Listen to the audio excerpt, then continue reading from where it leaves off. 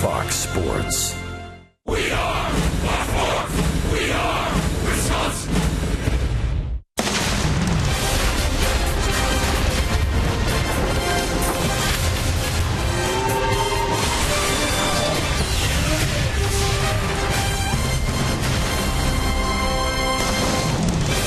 Last day in the Big Apple, and we are in Flushing tonight, Citi Field.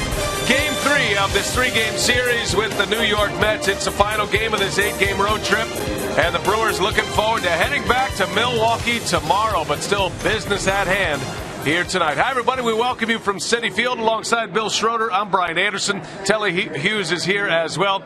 Now the Brewers have a chance with a win tonight to go 5-3 on this road trip. And, Rock, I think the story, the theme of this trip so far has been spectacular defense. Yeah, and that's what they've been doing all season long. They're tied for second in the National League in fielding percentage. And in this road trip alone, they've only committed 3 errors. And when you talk about good defense, you're not just talking about minimizing errors. It's making the plays, good throws from the outfield, blocking pitches behind home plate to keep double plays alive.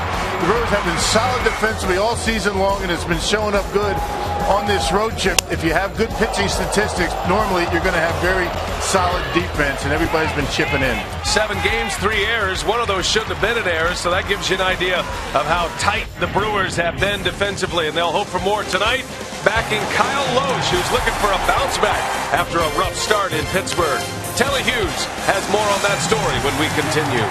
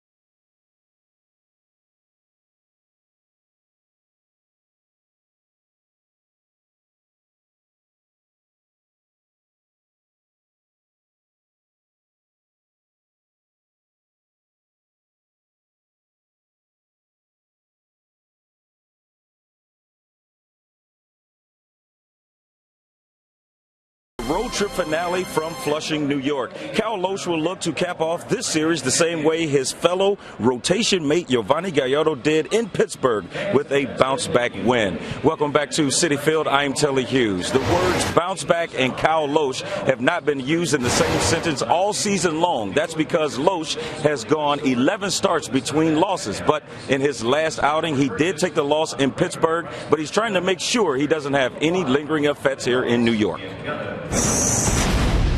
It is what it is. You go back and wish that a ball here or there didn't fall in, or you didn't hang anything. That's not going to change anything. The bottom line is I got this team to get ready for tomorrow, and I'm prepared to go into that one with the same stuff that I do every day.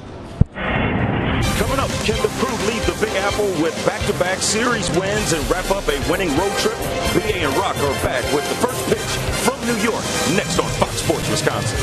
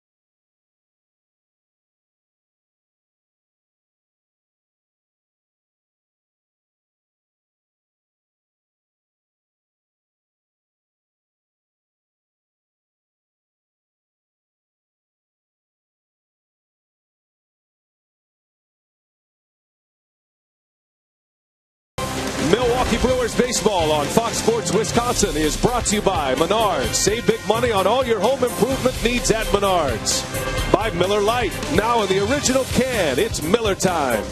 By Toyota, let's go places. And by Southwest Airlines. Find our fares online only at southwest.com. Now an unseasonably cool, hazy night here in the big city tonight. 72 degrees. Temperatures expected to dip down into the upper 60s before the night is done. And there are some thunderstorms out there popping up. Hopefully not over Citi Field here tonight. Final day, getaway day for the Brewers. Heading back to Milwaukee after the game tonight. Ron Renicke's club will open up a 3-game series with the Reds tomorrow. Renicke has changed his lineup again with the left-hander John Neese on the mound. He's got Ricky Weeks leading off. Then Ryan Braun, followed by Jonathan Lucroy, who is red hot. He's 4 for 8 in this series. He's hitting over 460 on this road trip. Middle of the order is Gomez, Ramirez, and Davis. Mark Reynolds, Gene Segura, and Kyle Lohse will round out the Associated Bank Brewers lineup. And for more on the Brewers leadoff hitter tonight, Ricky Weeks, we check in with Telly. Well, B.A., before tonight's game, Ron Renicky stopped short of saying that there was some stability at the top of the lineup. That being said, Scooter Gennett was the leadoff hitter in the first 2 games of this series. But with the lefty on the mound, Ricky Weeks gets the start. And just like Gennett, Ricky has experience batting leadoff. So he said he felt like it wasn't much of a dip-off. As a matter of fact, he feels as though they don't lose anything with Ricky batting first here tonight. And Weeks will be leading off for the 3rd time this year. Of course, that's what he did a lot when he first came up to the big leagues. There's Jonathan Lohse, and he'll be making his 13th start of the year. Rockies essentially been their best pitcher, although you don't see it in the win-loss total. Well, he hasn't got a whole lot of run support in his 3 losses. The Mets have only scored a combined 3 runs, so that's not a whole lot of run support. 16 consecutive starts for Lohse, allowing 3 earned runs or less. That's how good he's been. Not a hard thrower. And he's made 5 career starts against Milwaukee. He's 2-0, but his earned run average is over 5.5. Well, let's check out the Mets as they line up defensively. Brought to you by Menards tonight. Got 3 guys making a first start in the series. Catcher Anthony Recker making a start tonight. Wilmer Flores and Andrew Brown in left field. So the Mets have been pretty solid defensively throughout the season. Shaking it up here tonight. Angel Hernandez will call the balls and strikes tonight. The crew chief is over at third base, Gary Cederstrom.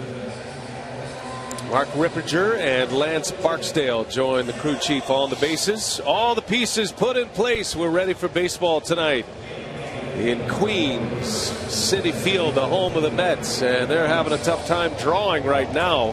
This team comes in, the Mets, 7 games under 500 at 29-36, and the Brewers are hoping to get away with a series victory here tonight with a win, make it a 5-3 road trip if they win tonight, and a brief homestand against the Reds beginning tomorrow. Lohse ready to work. Ricky Weeks steps in, and the game's first pitch is in there for a strike, and away we go. Weeks coming in batting .307, has a couple of home runs. He hit those home runs in back-to-back games in the month of May. He's driven at 11. And of all the candidates for the leadoff spot, if Weeks was an everyday player, he would probably be the leadoff hitter. But because he and Gennett are in that platoon, Renicky has stated he likes a little consistency at the top of his order. But tonight he goes against that trend in order not to move anybody else in the lineup. No, that's the thing. He is maintaining consistency. You just flip-flop Weeks and Gennett. Everybody stays pretty much where they've been for a while now, so that makes sense. And Ricky very used to being a leadoff hitter, as we talked about. Now, Weeks not the speed threat that he used to be. He's not a threat to steal bases. Gives you a little power out of that leadoff spot, and Lohse strikes him out to start the ball game. John Lohse is a tough customer. He has a variety of pitches, Rock, and he'll throw them at any count. His signature pitch, that curveball. He's got a good curveball that he will backdoor, just like he did to Ricky Weeks on the outside corner. He'll back foot it once in a while. A cutter, a four-seamer, and an occasional changeup. Not a hard thrower. He might hit 91 miles an hour. He's in the middle of a long-term deal with the Mets. That has been a pretty consistent pitcher for them throughout the last few years. Ryan Braun at the plate takes strike 1 from Lohse. Braun with his batting average back up to 300. Last night Ryan was 1 out of 3. Walked a couple of times as well. And hitting an even 300 with 9 home runs and 33 driven in. And you can already tell the game plan against Braun, and it's been that way on this road trip. Pitchers trying to attack him inside, and Lohse misses in there on his first try. And again, doesn't matter how hard you throw, you've got to be able to pitch inside. We've seen a lot of that from the Mets. Well, there's a changeup by Lohse. Braun fouls it off. Yeah, both their starters and relievers really trying to establish the inside corner on this Brewers lineup. Well, it should be a good pitching matchup tonight. On paper anyway. Lohse and Lohse go about their business in much the same fashion. They throw strikes with multiple pitches. Not afraid to throw Any pitch and any count. And Neese with a fastball hits the outside corner. He strikes out Braun. Yeah, pretty good command coming out of the bullpen for Neese. Got Ricky Weeks on a curve ball. Now Ryan Braun watches a fastball right on the outside corner go by. And when he has that kind of control, you better look out. Could be a good night for him. So 2 outs, 2 strikeouts, and here comes Jonathan Lucroy, hitting .341 to start play today. Second in the league, trailing Troy Tulowitzki. Has 4 home runs. The Brewers haven't had a home run since Lucroy went deep in Minnesota. That was the first leg of this 3-city road trip. And in our AT&T U-verse rewind, the road trip for Lucroy has been a good one. That was the home run that stretched the lead in the 9th inning. In 7 games on this road trip, he's hitting .464, .714 slugging percentage, has a number of doubles, and is on pace for a record-setting year for doubles in franchise history. That's what the batting average situation looks like in the National League to start play today.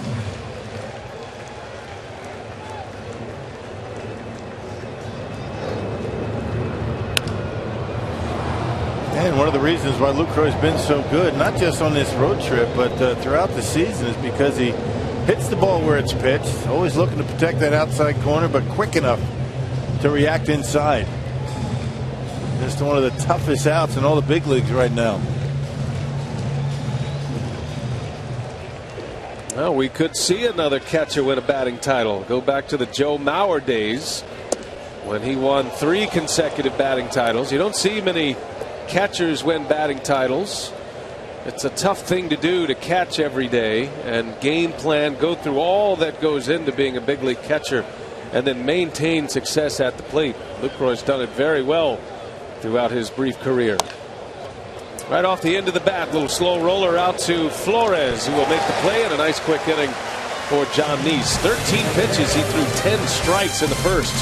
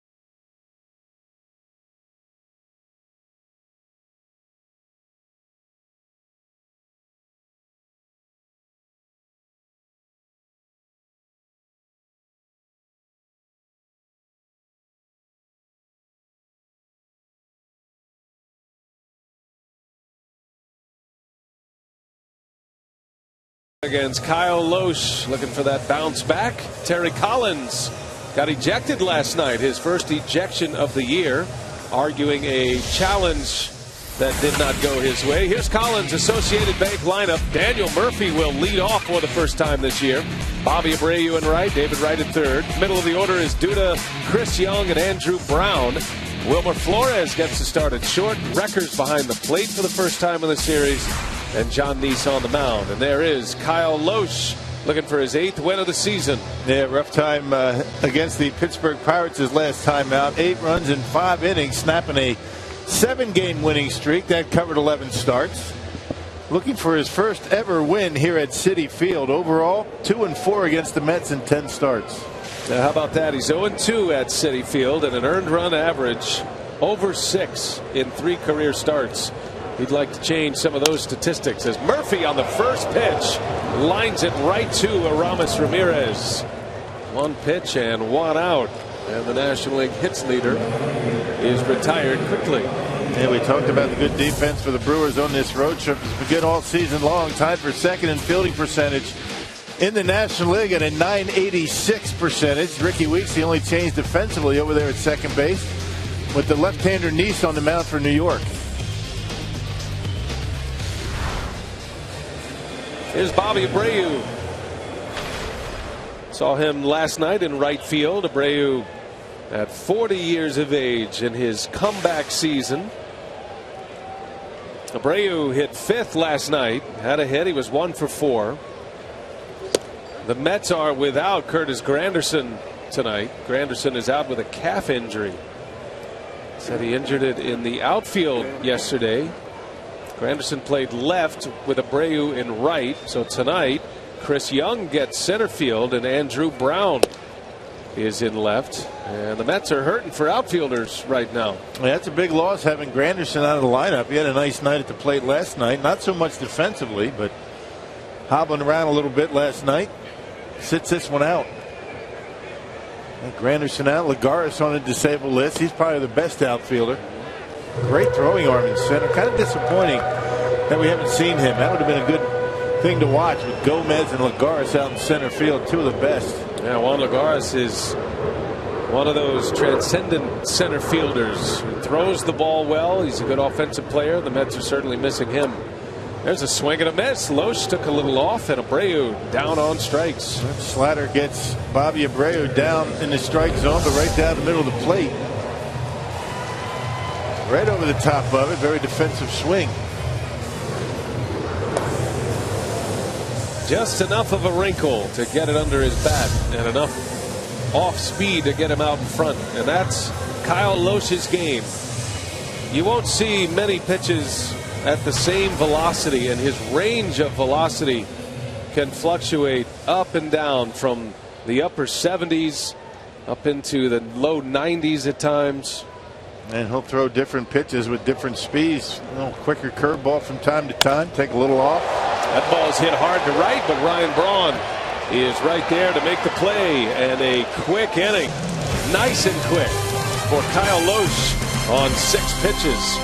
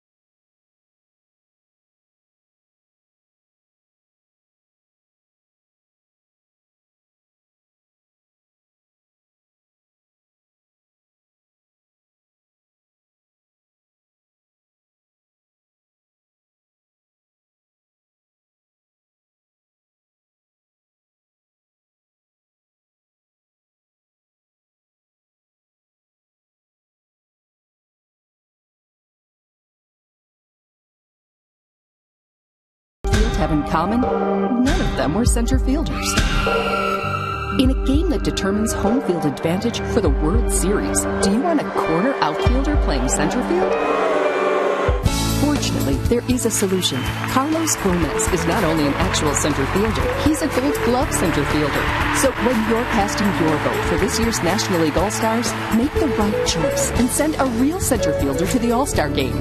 I'm Carlos Gomez, and I approve this message. Never gets old, does it? And you can vote for Carlos Gomez, who swings away on the first pitch. And out to center field, Young makes the catch for the out. These two pitchers humming along here early as Gomez is out, but he is third among National League outfielders in the latest release of the voting. And that means he is a starter at this point. So do your part. Vote Brewers. Go to Brewers.com. You can vote up to 25 times per email account. And if everybody in the sound of our voice makes those votes, max out their email accounts, then you'll get plenty of Brewers to the All-Star game. Luke Croy, certainly Gomez. I think the Brewers are going to have a couple of pitchers there. We brought up the notion last night. We're talking a lot about Will Smith and how great his season has been as Ramirez sends that one into deep left center field. Young is running out of room and she's gone. Aramis Ramirez defies Citi Field. And the first home run in a long time for the Brewers. It's been 5 games plus now with Ramirez's home run in the second inning. Brewers hadn't hit a home run since their last game at Target Field on this road trip. And that's only the second home run Jonathan Lohse has allowed here at Citi Field this year. Got one middle in. Fastball straight as a string and knocked it out of here. Thought for a minute might have got under a little bit too much, but carried out of here. All right, so there's a lead for Kyle Lohse. That is home run number 7 for Aramis Ramirez. 27 runs batted in. It's been a week since the Brewers' last home run. You don't see the Brewers go that long without homers. They did not homer at Pittsburgh in 3 games and didn't homer the first 2 games here in New York. It's such a big part of their offense and what they do. So I think the counter to that, it's nice that the Brewers have actually had some success without hitting the long ball. Right. Well, they've been getting their hits. They've been getting on base. Decent with runners in scoring position on the trip. Now, you're not always going to hit home runs. You have to figure out ways to score runs, and the Brewers have been doing that. Chris Davis has 10 home runs this year.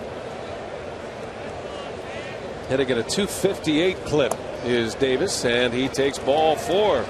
So after the home run by Ramirez, Davis draws the walk, and that'll bring up Mark Reynolds back to the home run swing. They tried to get one in on Ramirez, but left it out over the plate, and Aramis able to get enough of it, although he got under it, to knock it out of here. So there's a 1-0 lead. Matt Garza liked it. Mike Guerrero, one of the Brewers coaches, and Johnny Naron, the hitting coach. Love to see those baseballs go over the wall, especially when the approach is appropriate. And they're quick to remind us about that. As Reynolds takes a ball down and in. Cover the outside corner. You're still able to react inside. That's what Aramis was able to do. And he's not able to get it in far enough. Left it out over the plate. That's what makes pitching inside so dangerous. And why a lot of guys, particularly left-handers that don't throw hard, they don't try and do it too often.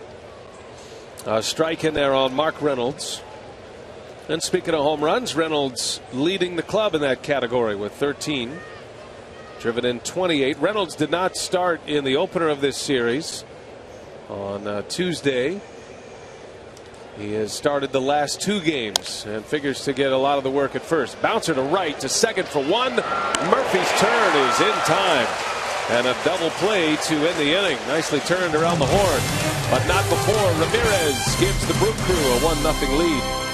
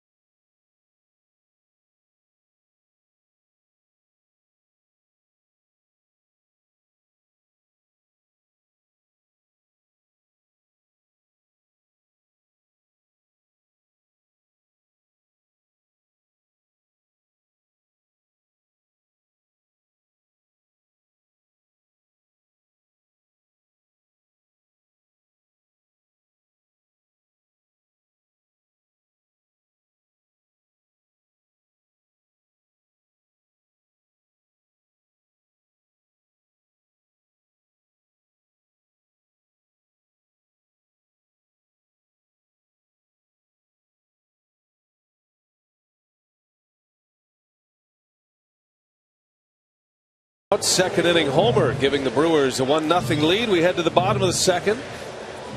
Kyle Lohse back to work after a 6-pitch, 5-strike first inning. He retired the side in order with a K. And here's Lucas Duda to start it as Lohse deals strike one.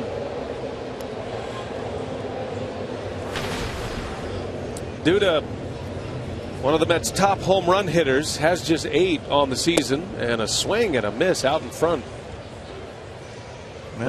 Yeah, Kyle's thrown just about every one of his pitches so far. That was a changeup that had Duda out in front. You know, the one problem that he had against the Pirates was location. Just wasn't able to locate very well. Got a lot of the plate, and the Pirates teed off on him. Looks a little bit different tonight. And Duda pops this one up in foul territory. There is a lot of room around the dugouts, but this one bounces off the Brewers dugout. Souvenir. Take it home. Show the family. See, I told you going to the Mets game was worth it.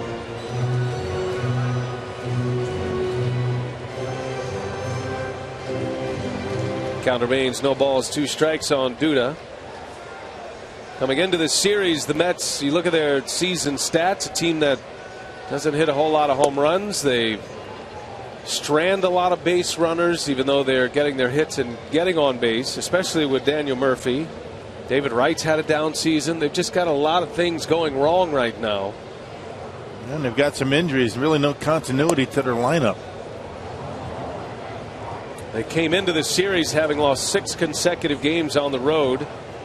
Terry Collins' team got swept at Wrigley against the Cubs and then got swept in San Francisco. They won the opener here. Brewers bounced back with a win last night. It was a good game last night, and the Brewers were the ones leaving runners on base in last night's game. Milwaukee stranded 10 last night, but the pitching was so good it didn't matter as the Brew Crew pulled out a 3-1 victory. Scored just 3 runs on 11 hits last night. And those are the kind of games that you expect here at Citi Field in New York, this big ballpark. 3-1, more the norm. Well, then the first game of this series, the Mets able to erupt, able to put some runs on the board. The Mets put up 6 runs on the Brewers on a couple of homers. Duda hits that one sharply. What a play by Weeks to his feet, and the throw is in time. Wow. We started the broadcast talking about the great Brewers defense on this road trip, and you can add one to the reel. And it's not just the routine plays that the Brewers have been making. That ball actually took a hop on the second bounce. And watch Ricky able to put the glove up there, keep it in the glove, and make a good throw to first base. There's a tremendous defensive play by Ricky. And these guys have been solid defensively, and it goes hand in hand. Good defense and good pitching, and that's why the Brewers are in first place. Just 2 errors for Ricky Weeks this season, and that platoon with Scooter Gennett, that has been a very successful platoon for the Brewers at this point. I know both players would like to be the everyday player, but you can't argue with the numbers right now with Weeks and Gennett. As Chris Young fouls it off, he's down in the count, no balls and 2 strikes. And the Brewers aren't just making the routine plays, they're making the extraordinary plays that are saving rallies and runs. Great throws from the outfield. Segura saved the game in Pittsburgh on Sunday on a great play up the middle. Good throws from the outfield, not thrown to the wrong base, hitting the cutoff man. Catchers blocking pitches. It's all part of good defense. And Lohse is a pitcher where you'll see a lot of balls in play. Not here, though, as Lohse hits the edge on Chris Young. And a backwards K, his second strikeout of the night. Hey, reserve your spot at Miller Park for the Brewers' first T-shirt Friday of 2014. That's tomorrow when the Brewers take on the Cincinnati Reds. All fans will receive a Brewers retro T-shirt courtesy of Husco International. Visit Brewers.com for tickets.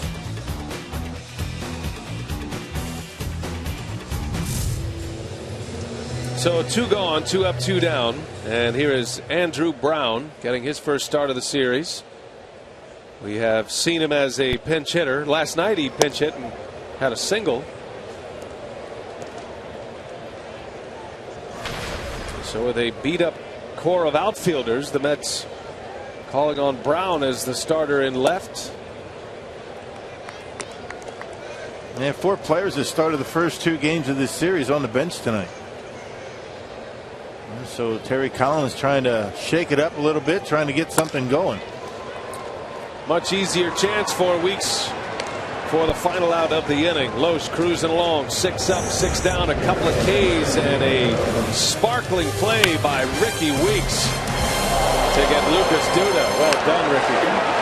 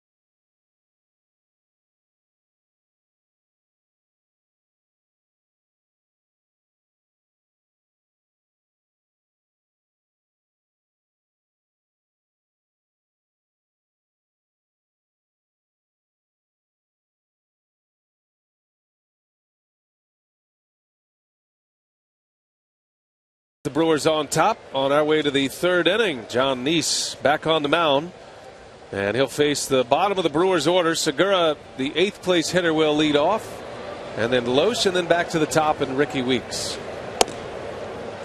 These 2 pitchers working quickly, pouring in the strikes so far. Neese just 24 pitches, has 14 strikes. Lohse 21 pitches through the first 2 innings, and 15 of the 21 for strikes. On the attack, and a couple of guys who don't possess the overpowering stuff. And that's what you expect when you come to the ballpark. You know these 2 guys are on the mound, and hitters need to be ready to swing early. No sense in waiting around. A lot of times your first strike is going to be the best one to hit. They get ahead of you and then start working the corners on you.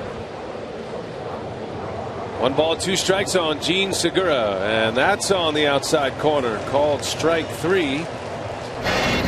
Jimmy John's freaky fast delivery. Since we're talking about defense, remember on Tuesday this throw from Yoenis Cespedes that got Howie Kendrick, and that was great, and everybody talked about it. But then again last night, and it again started with a misplay by Cespedes. But watch this throw from the wall with Pujols lumbering his way to third base. 2 throws, 2 nights from the wall for outs for Cespedes. I think he's making those mistakes on purpose to show off that big arm. But you're right. I mean, both of those throws followed a bad play by Cespedes out in left field, but able to make up for it with the big arm. And no error. Albert's not running all that well these days. That was not good. He can still hit, though. Yeah. Kyle Lohse lashing away at the plate. He's actually swung the bat pretty well this year. Lohse has had some big hits. He's driven in some runs. Has a 172 batting average. He's 5 for 29, and he has 4 RBIs. He's just a good athlete, Lohse. He's a scratch golfer. He fields his position well. Has great hand-eye coordination. Does all the little things you need to do to be a successful big league pitcher. And down he goes. Lohse with back-to-back strikeouts at the bottom of the order. 4 quick Ks for John Lohse. 2 outs in the third. And not really known as a strikeout pitcher. 54 strikeouts in 77 and the third innings coming in. He relies on the ground balls, keeping hitters off balance. His 2.68 earned run average. John Lohse good for 10th in the National League. And only 3 wins to show for it. 3-3 the record. Second time through the batting order now. Here's Ricky Weeks. 2 outs in the third. And another strike from Lohse. That is 9 consecutive strikes from the Mets left-hander in this inning.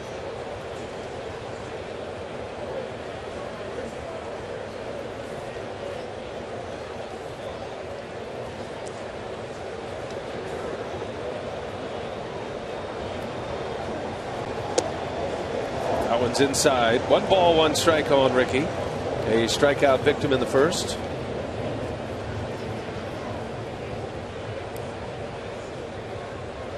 Weeks in the final year of his contract with the Brewers. Signed a long-term deal a few years back. One of the higher paid players on the roster. And even though he would prefer and still thinks of himself as an everyday player and an impact player, he has quietly handled the role. Yes, he has. He's been able to keep himself ready and has been productive in a part-time role, which is not easy. And both defensively, we saw that already tonight, and at the plate. I'm sure it's tough on Weeks, but comes from a great background, his family background, great parents who gave him those skills, and he's always been soft-spoken, but he's got a little bit of leadership quality to him as well. He's one of the toughest guys you'll ever know.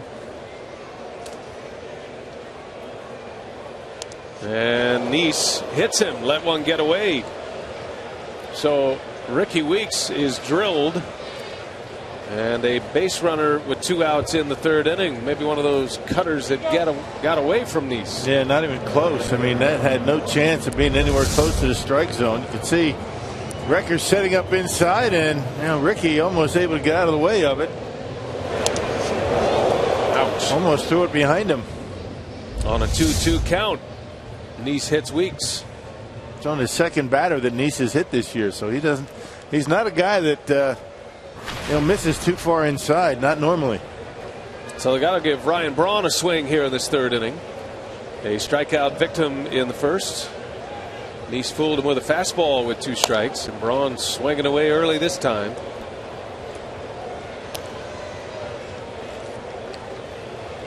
Yeah, the word on Lohse is he doesn't throw many changeups, but against this Brewers lineup, he might do that a little bit more. He just started Braun off with a changeup. He's thrown a number of them already. Changeup is a very effective pitch against a team that hits a lot of home runs. Braun a little late on the fastball because of it.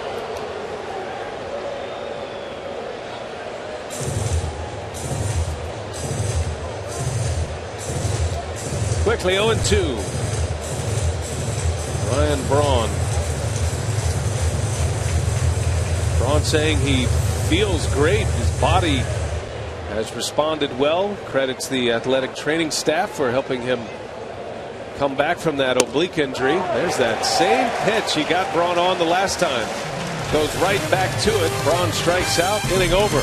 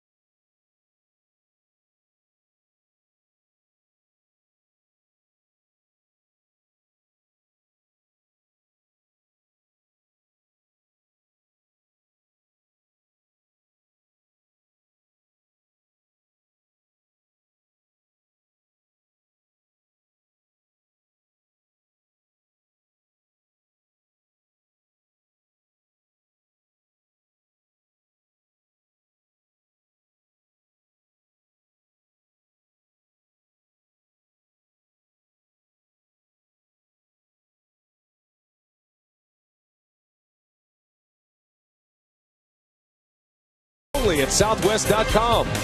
By the Wisconsin Lottery, reminding you to please play responsibly. And by Miller Lite, now in the original can, it's Miller time. Kyle Lohse back to work as we head to the bottom of the third inning. 6 up, 6 down for Lohse. Has 2 strikeouts and will face Wilmer Flores to start it. And for the first time tonight, Lohse does not open up an at-bat with a strike. First 6 batters he had a first pitch strike. That ball's hit hard to left field. Davis coming in on the line drive to make the catch. Flores is retired on 2 pitches. 7 in a row for Lohse. Yeah, right off the end of the bat, it froze Davis for just a split second, but it hung up there for him and able to make the catch. And Lohse just took a little bit off of that pitch and able to get him out in front. Now Lohse coming off his worst start of the season, his last time out against Pittsburgh, and looks to be on a mission. The last time he had what we classified as his worst start of the season, it wasn't even that bad, but that was against Baltimore when he allowed a season high 4 earned runs at the time. It's Wrecker on the first pitch, bounces to Segura, and there is out number 2. 3 pitches, 2 outs for Lohse. So yeah, Lohse gave up 4 earned runs against Baltimore at the end of May, and then he came back. He threw a 9-inning shutout against the Cubs. And 93 pitches is all it took him. So if after every worst start of the year he throws a shutout, you'll be okay.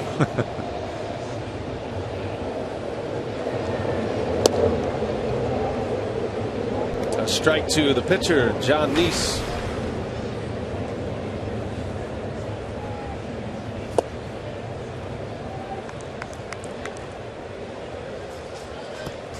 Neese is a good athlete, good hitter as well. Has a little bit of speed. Got to pay attention to him a little bit more than you do most pitchers.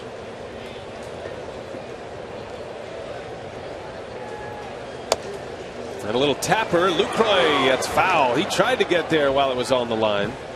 He could not. It was close. Good try, though. If he picks it up on the line, he'll have an easy out at first to end the inning. Yeah, Lucroy's about as quick as it gets from getting behind the plate, out of the squat and into the fair territory, but just couldn't do it.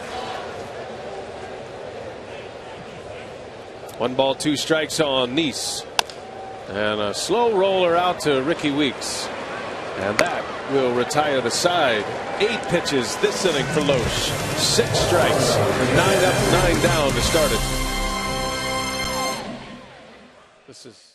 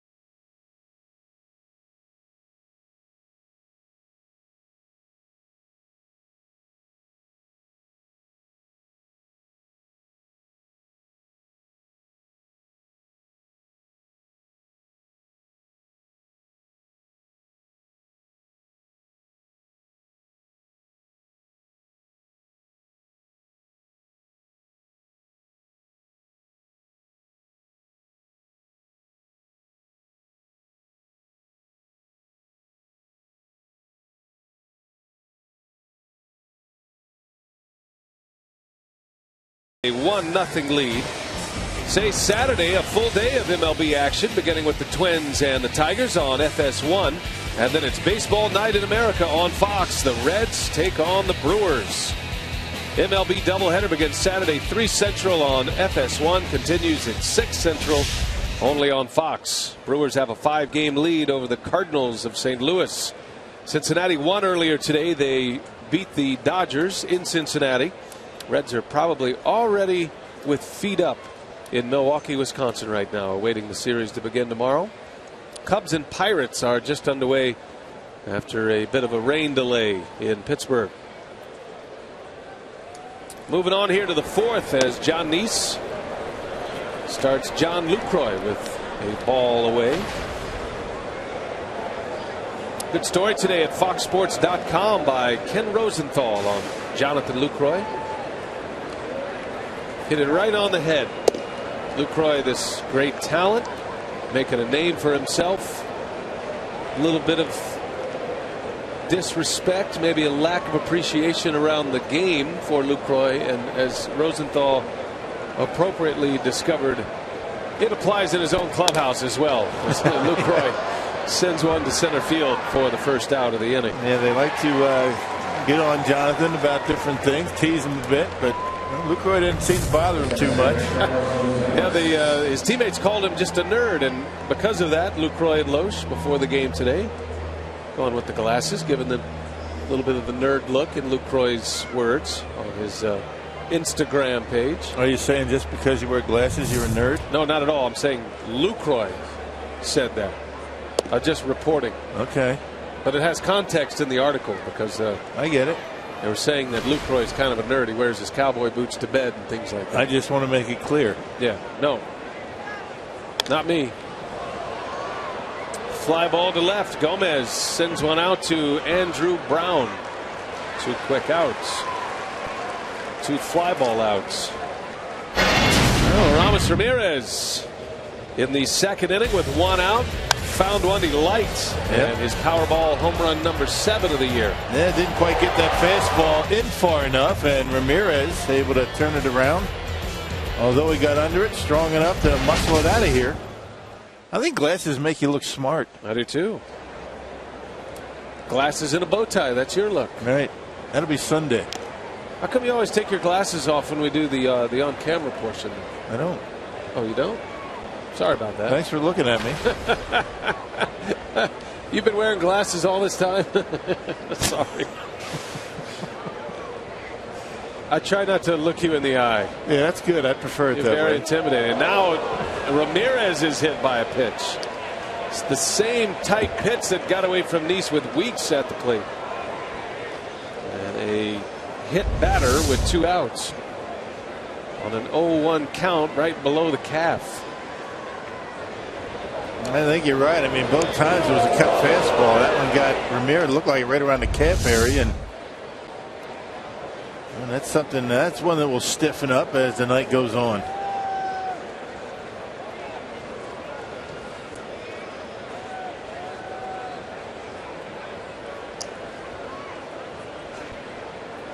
Neese has hit 2 batters. 2 hit batters and a walk. He walked Chris Davis his last time up, as a matter of fact. And Davis, a big cut and a miss. Davis going along well. Got off to a little bit of a slow start. Got a hot streak on the first road trip of the year, but about mid-May he started to surge and has 10 home runs, 27 runs batted in, and driving the ball to right just like that. So Davis keeps the inning alive after Ramirez was hit by a pitch, and now 2 on with 2 away for Mark Reynolds. He just stands up there very relaxed. He's got very quick hands, and over the last month or so he's really done a nice job not trying to jump at the baseball, just waits back, let those quick hands take over, and hits a bullet into right field. That's a nice swing, able to level it out, get on top of it, and hit the line drive. He's got a good stretch going. Last 21 games, hitting over 350 with 6 of his 10 home runs in the last 21. His spray chart, predominantly a pull hitter. So Reynolds with a chance to drive in some runs here. 2 on, 2 outs. in a 1-0 Brewers lead in the 4th.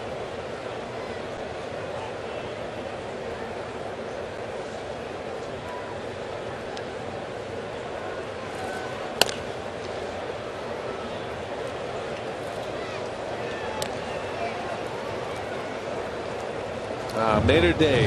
Got to get another one now, though. When you have 2 of them at the ballpark. That's a great shot, huh? Well, daddy-daughter night. They'll share, right? Saw it in half. No way. Girls are different, though, right? Reynolds fouls it back our way. Count remains at no balls and 2 strikes.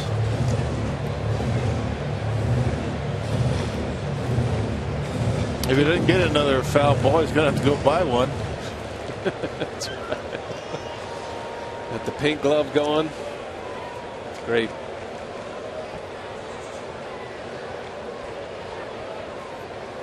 Reminds me of my own daughter, who is now an 8th grade graduate as of tonight.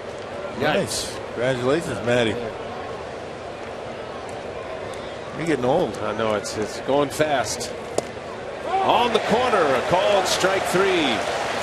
Reynolds down on strikes, number 6 for Nice. 1-0 Brew Crew.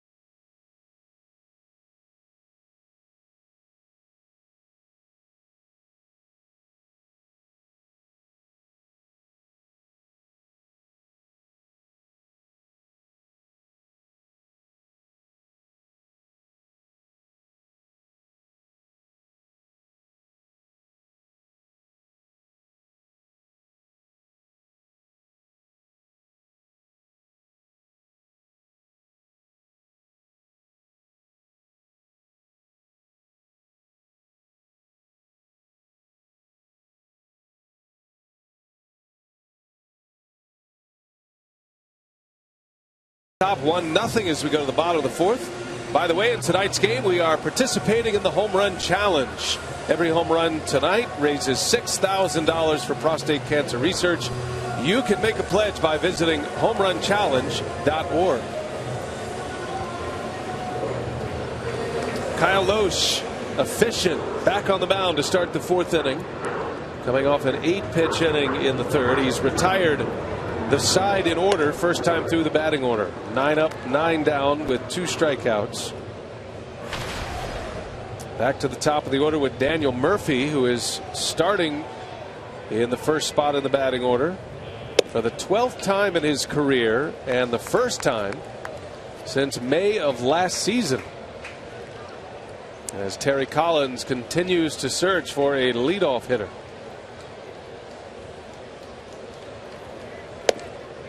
Probably their best overall hitter. You'd prefer to have him more in a more of an RBI spot in your batting order.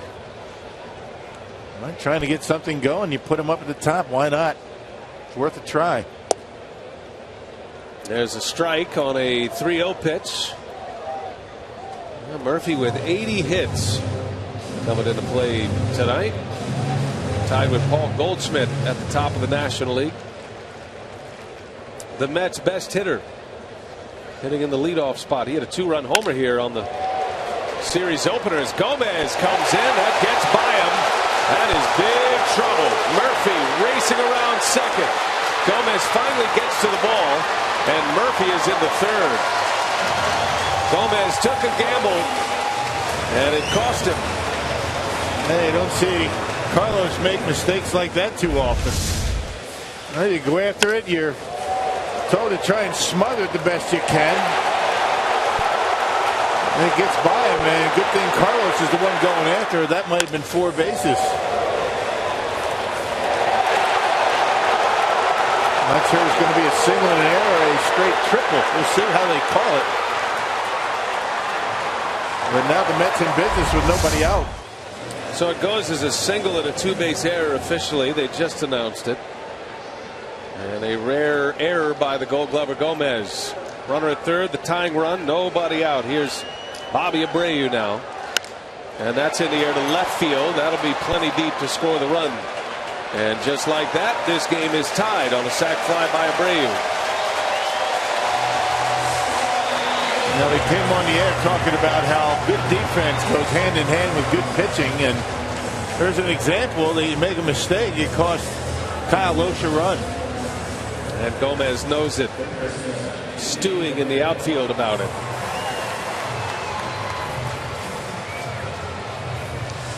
Now the first out of the inning. Bases clean now for David Wright. All tied at 1. Brewers scored in the second on a home run by Ramirez. And a sac fly RBI from Abreu.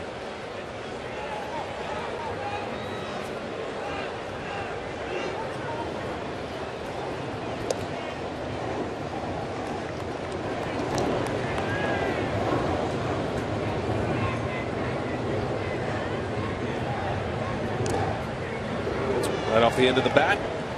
1 ball, 1 strike on David Wright.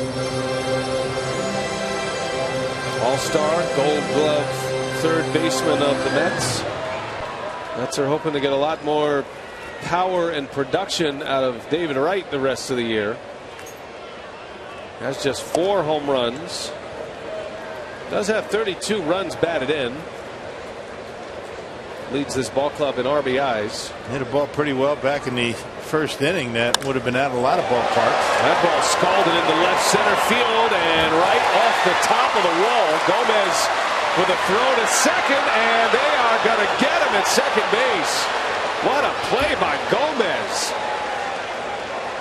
Wright trying to stretch it into a double is gunned down by the center fielder.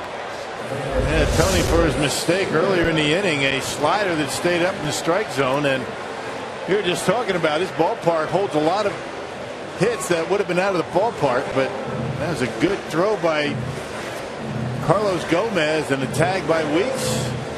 And Kyle Lohse happy about it, getting a runner off of second base. Gomez took the right angle, played it perfectly off the wall.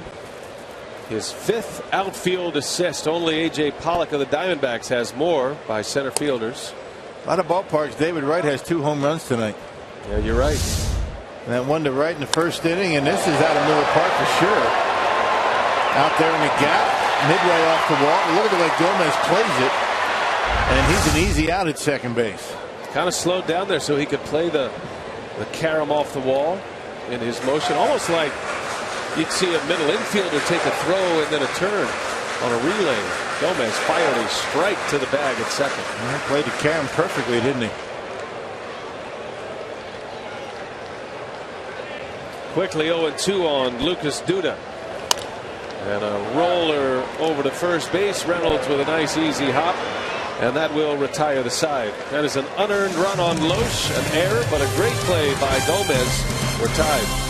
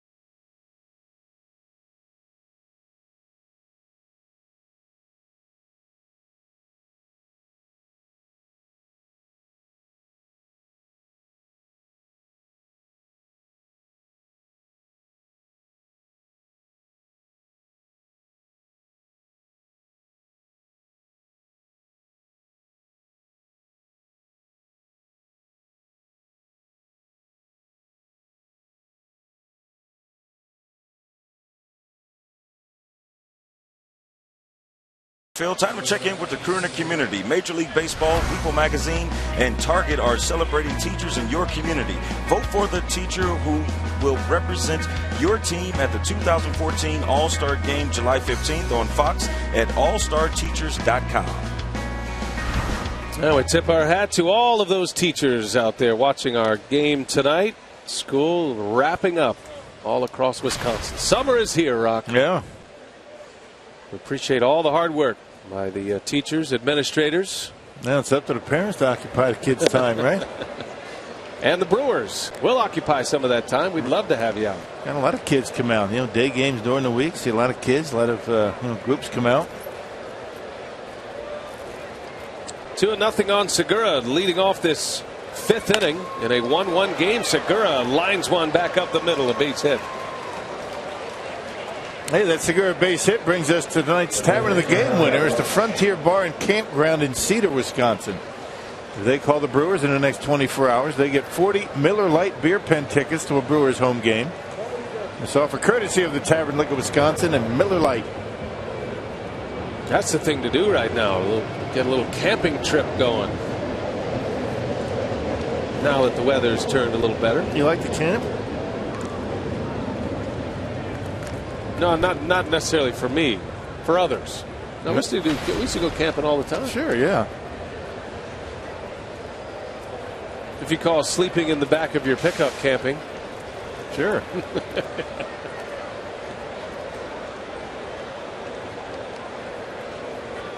Lohse trying to bunt the runner over. Gets a good one down. Duda's only play is first. And Lohse helping himself. Sacrifice bunt. Puts Segura in the scoring position. And back to the top of the order in Ricky Weeks, who has already made an impact with his glove tonight. Weeks, the Southwest Airlines non-stoppable play, robbing Lucas Duda of a base hit in the second inning. Tremendous play by Weeks. Yeah, defense outstanding for the Brewers on this road trip. One of the reasons why they have an opportunity to go 5-3 on this jaunt away from Miller Park. That'd be a good way to start a tough stretch of road games for the Brewers as Weeks grounds one over to third. David Wright for out number 2. Segura still at second. Brewers are in a stretch of games where they play 15 out of 18 on the road. So they are 4-3 so far. Just 3 home games coming up over the weekend against the Reds, and right back on the road going to Phoenix to play the Diamondbacks and the Colorado Rockies, which will be a 7-game road trip.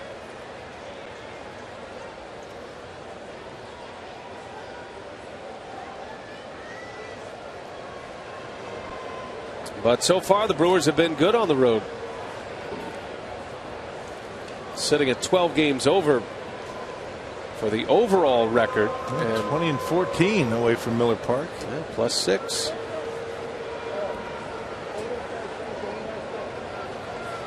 Brewers are 19-13 at home.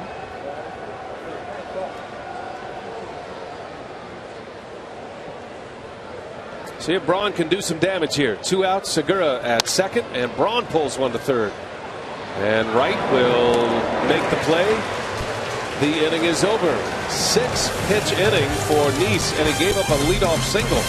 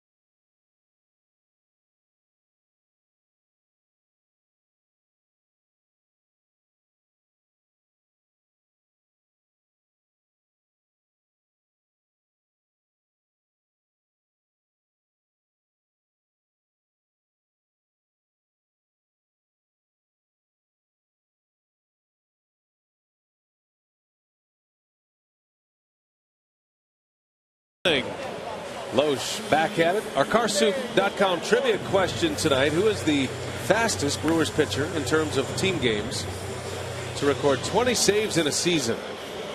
Frankie Rodriguez notched his 20th save of the year last night.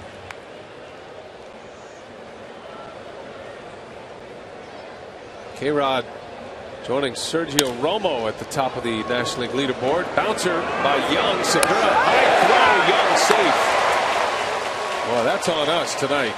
We hit the air talking about how great the Brewers defense has been, and they have committed 2 errors in this game. Yep, and Segura with a nice backhand pickup. That's the tough part of the play. Easy part is the throw. Just got under a little bit, and Chris Young with good speed able to beat it. That'll be an error. At least we think it's going to be an error. Yeah, E6 on Segura officially. Gomez committed the error last inning, and that led to the run, which is an unearned run. So that'll bring up Andrew Brown.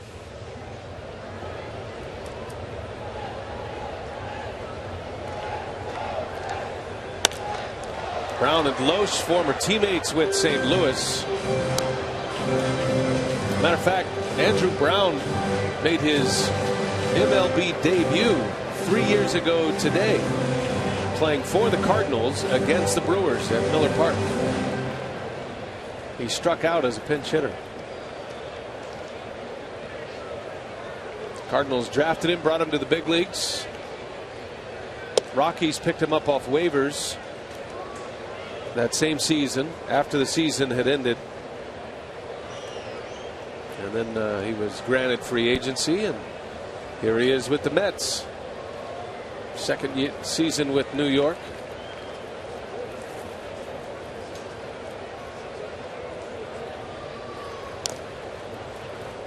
Foul ball off of Lucroy. 1 ball, 2 strikes. Yeah, you get this Mets team all healthy. They've got some pretty good bats in that lineup, but right now they're banged up pretty good.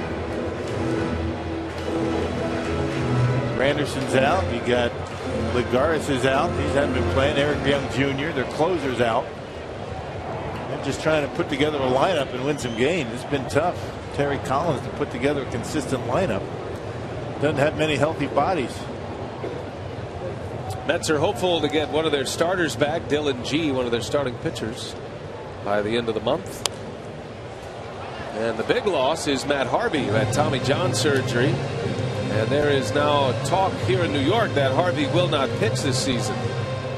He conceded as much publicly here yesterday.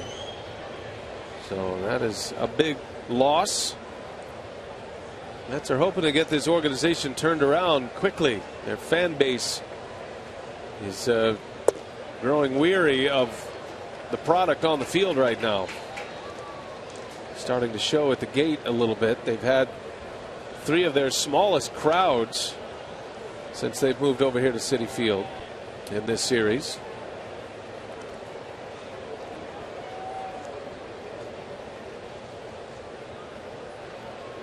Two and two to Brown. Young at first, and he spoils another one foul.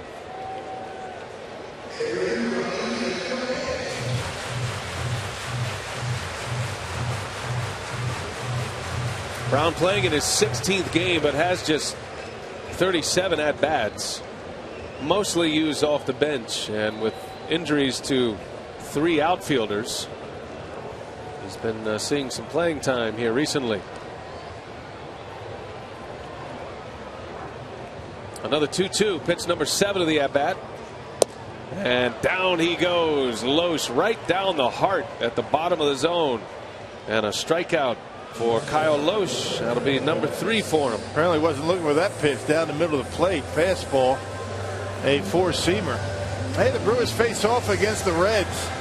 That's tomorrow through Sunday when Jonathan Lucroy leads the crew into action against Aroldis Chapman and the Reds. Get your tickets today at Brewers.com. Chapman got a save today for Cincinnati. Save number 10 as the Reds beat the Dodgers in Cincinnati. Alfredo Simon, who stepped into the rotation for Matt Latos, got the win today. Brandon Phillips was injured in that game, by the way, and a finger injury, had to be taken out. So I'll be curious to see if he's in the lineup tomorrow. Young takes off, got a great jump. Lucroy's throw is late. No chance there. Young got a couple of steps and steals the base. He's got good speed. He had a good jump. 7th stolen base of the year for Chris Young. Mets don't run a whole lot. Chris Young's one guy that will. Good throw by Lucroy, but no chance. That's normally an area that Lohse is very good, holding runners. It's important to him as a ground ball pitcher, a guy who does have the ball put in play quite a bit to keep runners station to station. And he let him go that time. Line drive to left, right at Davis. And for the second consecutive at bat, Wilmer Flores lines out to Chris Davis. 2 outs.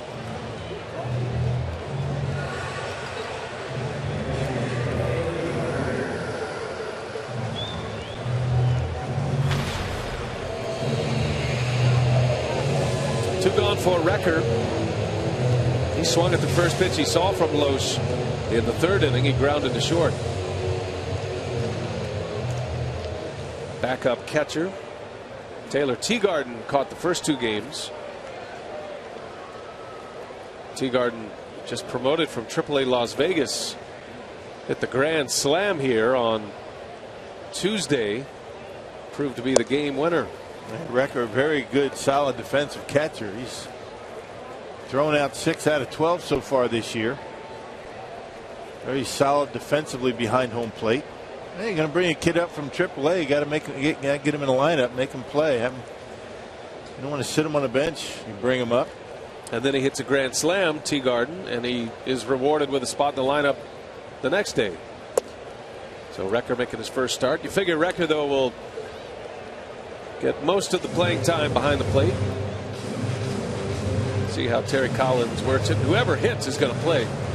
You know that, as the Mets in desperate need of some offense.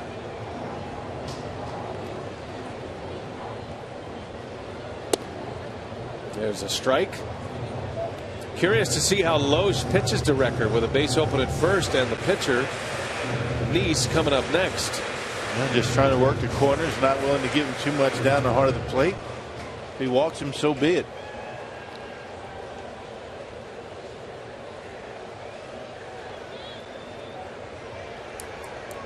Bottom of the 5th in a 1-1 game. The Mets have the go-ahead run at second base. And Recker, a ground ball off the end of the bat. Segura, another chance, makes the play, and the Brewers work around the error. 5 in the books at Citi Field, all tied at 1.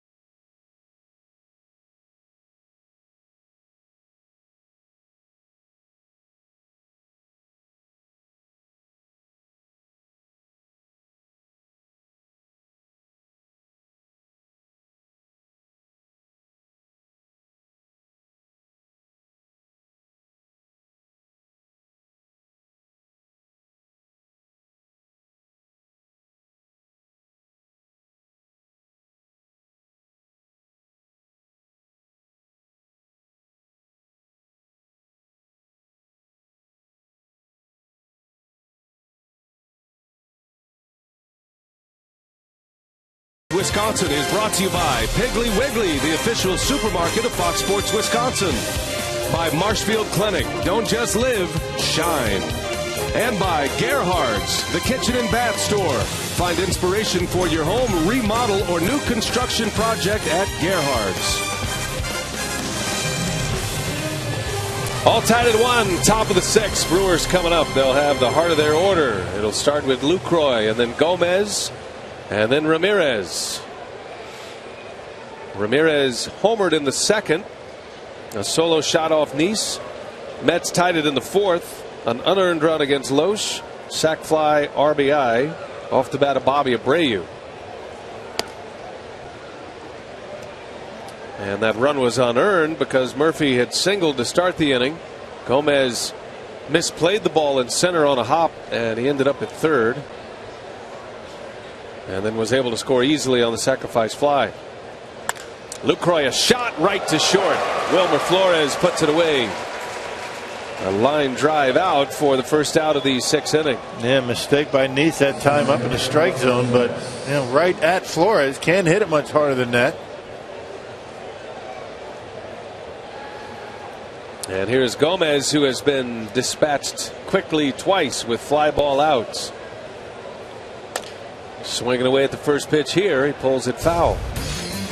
Powerball home run leaderboard has Gomez on there, number 2. Mark Reynolds leads the club with 13. Gomez, Davis, and Braun rounding out the top 4. And Gomez looks like he's trying to join Reynolds at the top of the Powerball home run leaderboard. And Brewers still holding ground at 3rd in the National League in home runs, although they haven't hit many lately. They only have 1 home run in the last 6 games. Gomez into right, coming in Abreu. And there is out number 2 for Lohse and the Mets. Gomez is 0 for 3.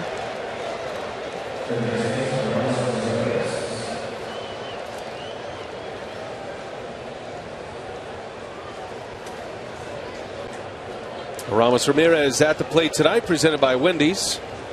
He has homered and he has been hit by a pitch.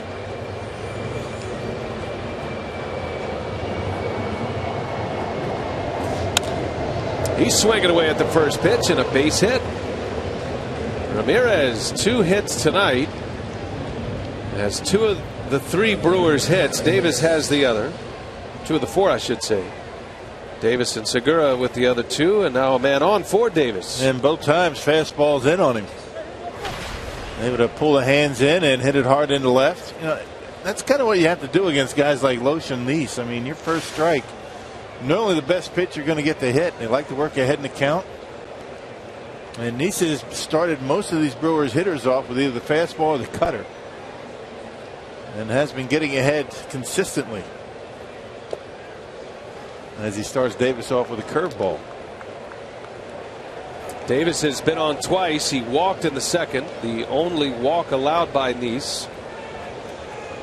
And then he singled to right. Beautiful piece of hitting with 2 outs in the 4th inning. Just drove one to Abreu in right on a hop.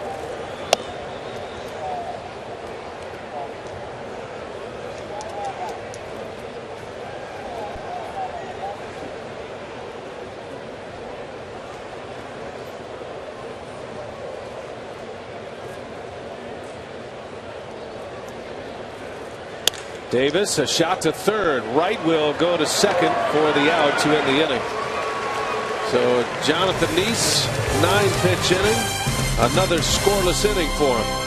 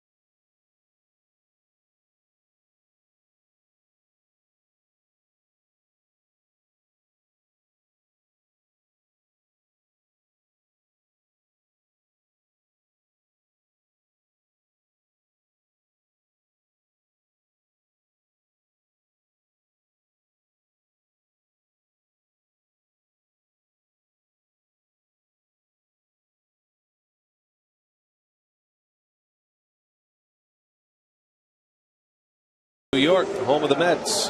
Final game of this series, the rubber game.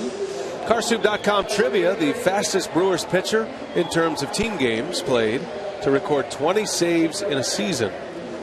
And it was Francisco Cordero, that great 07 season, had 20 saves after 55 games. He ended up with 44 that year. K-Rod got save number 20 last night in game number 66. K-Rod, the third fastest, is 20 saves. As Lohse, the pitcher, slaps one foul. Now here's a name out of the past for you, Rock. You had Cordero, 20 saves in game 55, and then Dan Kolb had 20 saves in game 64 of the 04 season. And then K-Rod, Derek Turnbow's on the list, John Axford, the fifth fastest. The year Axford had 46 saves in 2011. Brewers have had a number of players that have been considered to be reclamation projects. Dan Kolb, one of them for the Brewers, and turned out some pretty good seasons. Derek Turnbow. You could throw John Axford into that mix. Sure. Yeah, who knew Axford was going to end up as a closer when the Brewers signed him out of independent ball. Nice play by Reynolds. He'll shovel it over to Lohse for the out, and Lohse is retired. One away in the sixth inning. A big day tomorrow. Hey, join Hank Aaron, Robin Yount, Raleigh Fingers, and many other Brewer legends for an unforgettable night at Miller Park. That's tomorrow as the Brewers officially unveil their Wall of Honor, doing a special pregame ceremony before their game with the Cincinnati Reds. Tickets are available at Brewers.com. I'm looking forward to that. It'll be the largest assembly of former Brewers ever. Ceremony on the field at 6:45. Brand new thing. I was talking to Mark Ananasio yesterday. He said it was the brainchild of Craig Counsell. And Craig had the idea to honor with certain playing criteria players that have made an impact on the franchise with great years or longevity. The wall is going to be located on the outside wall of Miller Park between Fridays and the home plate gate, and it's available for viewing to the general public starting at 6:35, and then the ceremony 6:45. So that's going to be a great night. We'll have plenty to show you on our broadcast tomorrow, but we hope you'll make plans to join us at Miller Park for the Wall of Honor ceremony. You know what I'm thinking? That's a great opportunity to get some phone numbers for fantasy camp. Oh, I agree. A little bit selfish, isn't it? Yeah, I mean, a little prospecting there. Yeah. I'm sure Hank Aaron wouldn't mind coming out, hanging out for a week, giving some batting tips. Robin Yount's good to stop by every now and then. Robin's been. Raleigh Fingers has stopped by. Yeah. I mean, there's going to be a lot of guys there I haven't seen in quite some time. It's going to be nice. It'll be fun. 3-1 to Murphy. Rolls over one. Reynolds is there. Lohse covering. Got his man. Out number 2 on a pair of 3-1 putouts. And Lohse smiling, making it look easy. Even when he's been behind in the count, now he's got Murphy back-to-back times, or I should say this time on a 3-1 pitch. Murphy singled on a 3-1 pitch his last time up. Great pitch count. I mean, he's in good shape right now as we work here with 2 outs in the 6th inning. Both he and Lohse as advertised tonight. No surprises. Working quickly, throwing a lot of strikes. Well, the man who drove in the only Mets run, Bobby Abreu, had a sac fly in the 4th. An unearned run on Lohse. He bats with 2 away, and Lohse zips one in for a strike. Abreu did not play in the big leagues last year. He showed he could still hit in winter ball, and the Mets gave him a job. And a little jam shot's going to fall. A base hit. Got in on his hands, but Abreu able to muscle it into center field, and his first hit of the night. Yeah, really not a bad pitch. I mean, up and in. Pretty good pitch to a left-handed batter. Abreu likes the ball down. In on his hands, and watch Abreu pull the hands in, pop those hips open. Look at the hands end up right in front of the chest, and gets enough of the barrel of the bat on it to dump it into center field.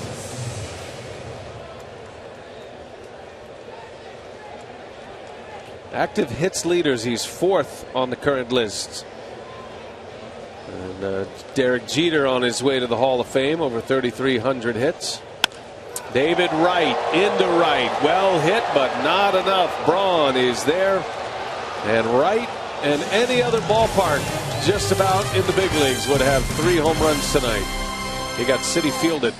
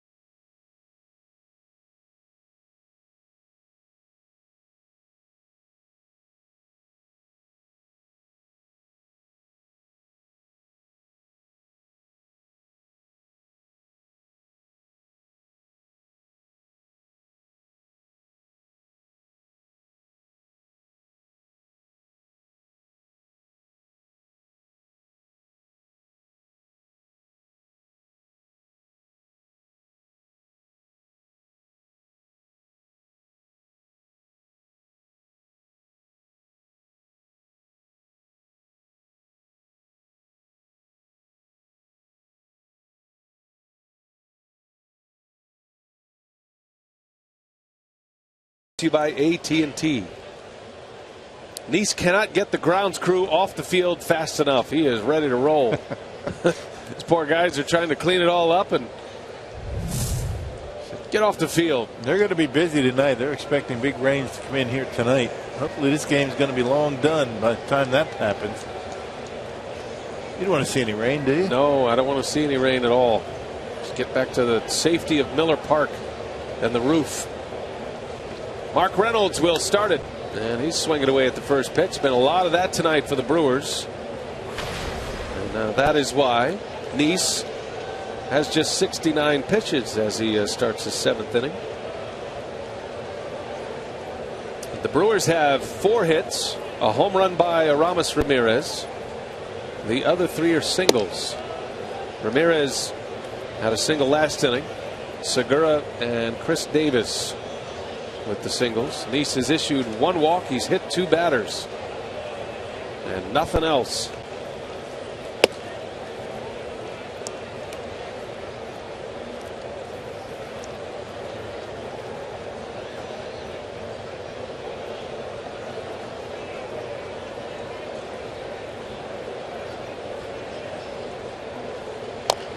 Right off the end of the bat, and the catcher Recker will make the play for the first out.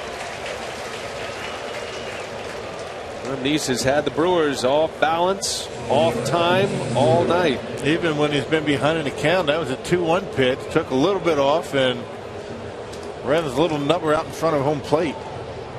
Yeah, doing the same thing that Kyle Lohse has been doing tonight.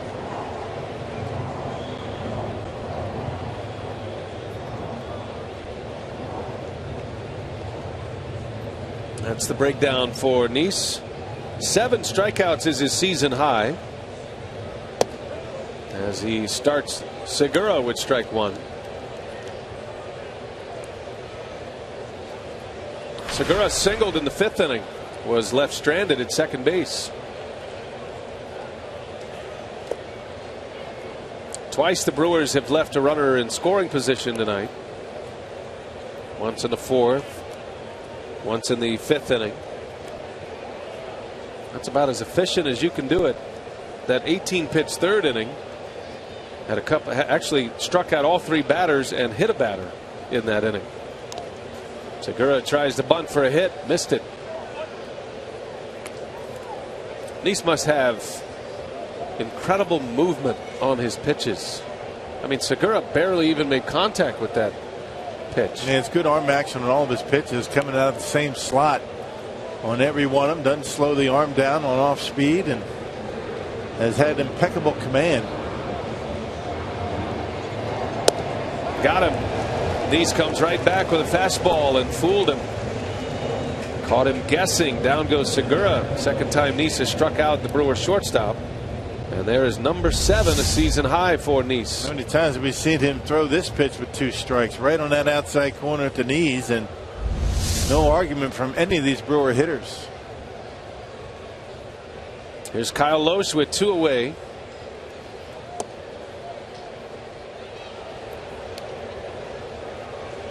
Lohse has been the guy in the Mets rotation that has not received the run support when he's on the mound. He's got a very good ERA, 10th in the league in earned run average, but just a 3-3 record. I mentioned in the first inning that in Lohse's 3 losses, the Mets have scored a combined 3 runs. Wow. That's it. Got shut out once, and not getting many runs here tonight. Lohse has an impressive streak going. Has 16 consecutive starts, allowing 3 earned runs or fewer. Going back to last season even.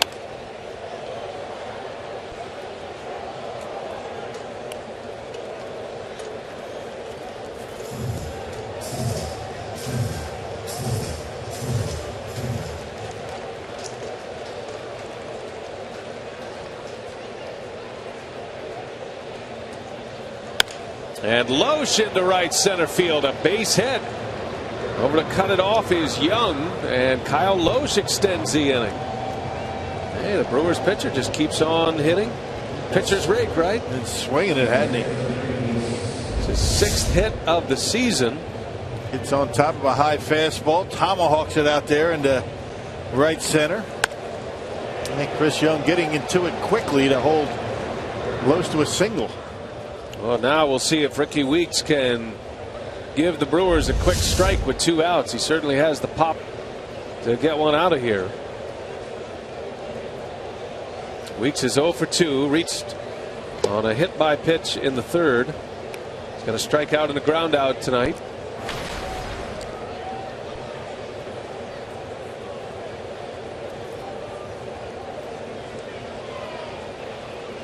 Ricky looking for that one mistake from Lohse. Hasn't made many of them tonight. He does have a home run against Lohse in his career. 4 for 13 lifetime against Jonathan Lohse. Redicky inserting Weeks into the leadoff spot in the order tonight with the left-hander on the mound. And that misses inside. 3 balls and no strikes. And Ryan Braun due up next. You wonder if Weeks has the green light in a spot like this. Well, if he likes it, I'm sure he's going to be able to swing. Why not?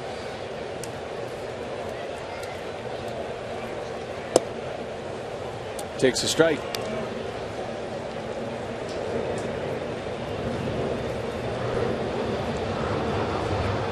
Weeks has a couple of hits and an RBI on this road trip. He might have chased one out of the zone there. And it goes to 3-2. That'll give Lohse a head start at first.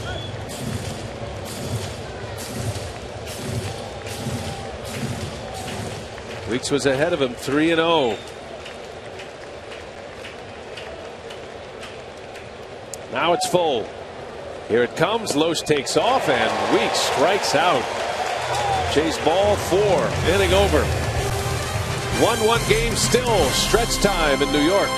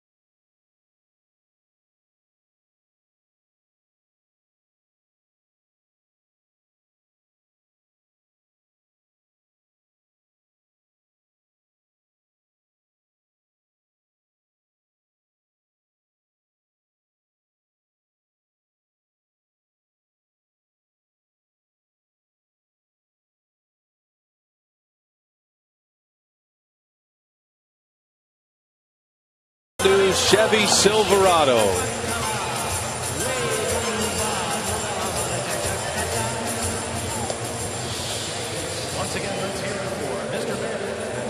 Having some fun here at Citi Field. Good ball game going tonight. All tied at 1. Well, this Father's Day, take Dad to Miller Park. Sunday, June 15th against the Reds. All fans will receive a Brewers vintage bobblehead courtesy of Time Warner Cable. Visit Brewers.com for tickets. Yeah, the vintage bobble's been busy out there on the subway, on the 7 train to Citi Field, out in front of the New York Stock Exchange. Fish-eyeing Lady Liberty. Even making a trip into the old production truck. Mark Vittorio there on your right. And Brad Weimer on your left. The leadership in the truck. Good to see Brewers fans here in New York. Last chance to see the crew in this ballpark.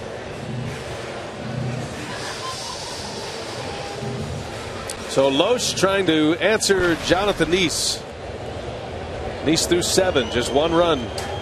Lohse an unearned run through 6. He'll have Duda leading off. Chris Young, then Andrew Brown. And a first pitch strike from Kyle Lohse.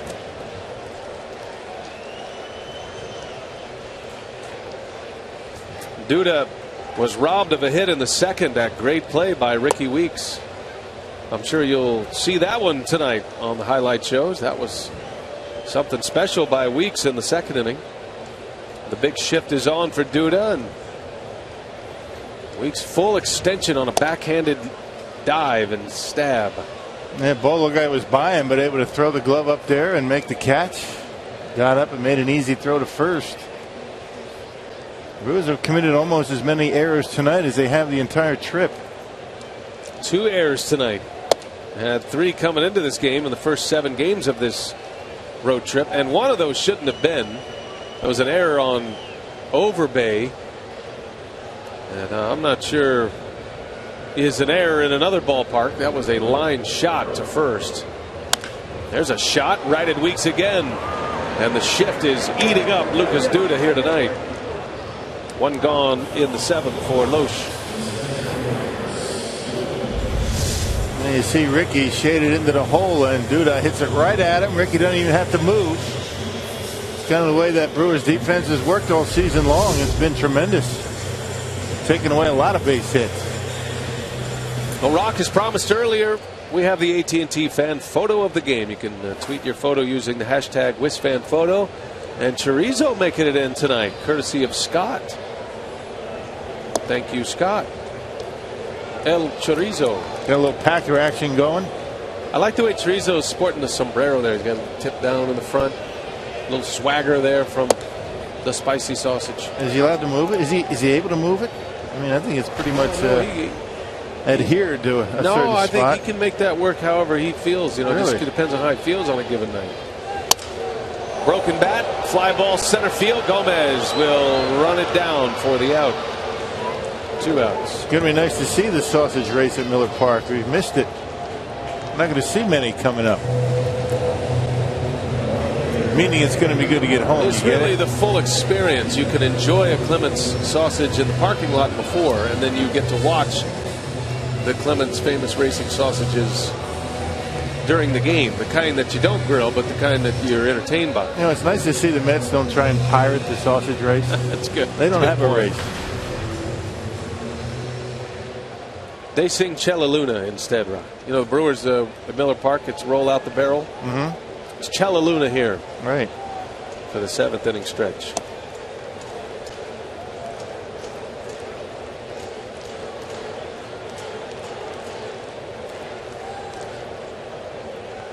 Andrew Brown with 2 away.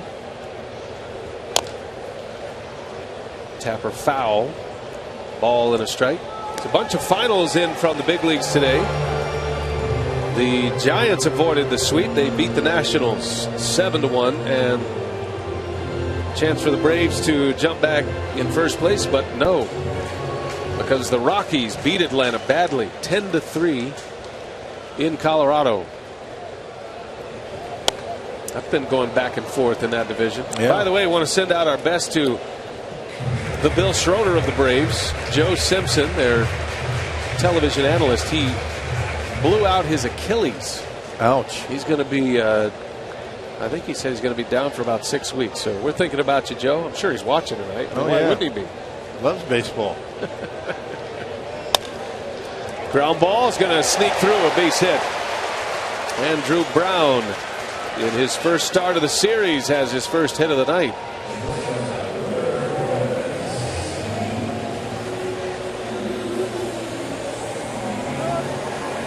Kyle Lohse, pitch count in great shape. 81 pitches. 2 outs in the 7th inning.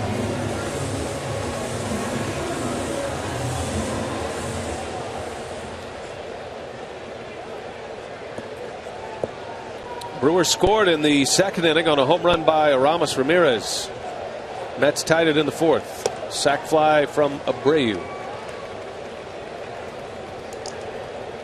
And did Joe blow out his Achilles doing game? Doing a game? Yeah, he was just sitting there calling a game. He got real excited on a home run. Jumped up and snapped that thing right off. Interesting. Or he could have been playing basketball. I'm not sure which.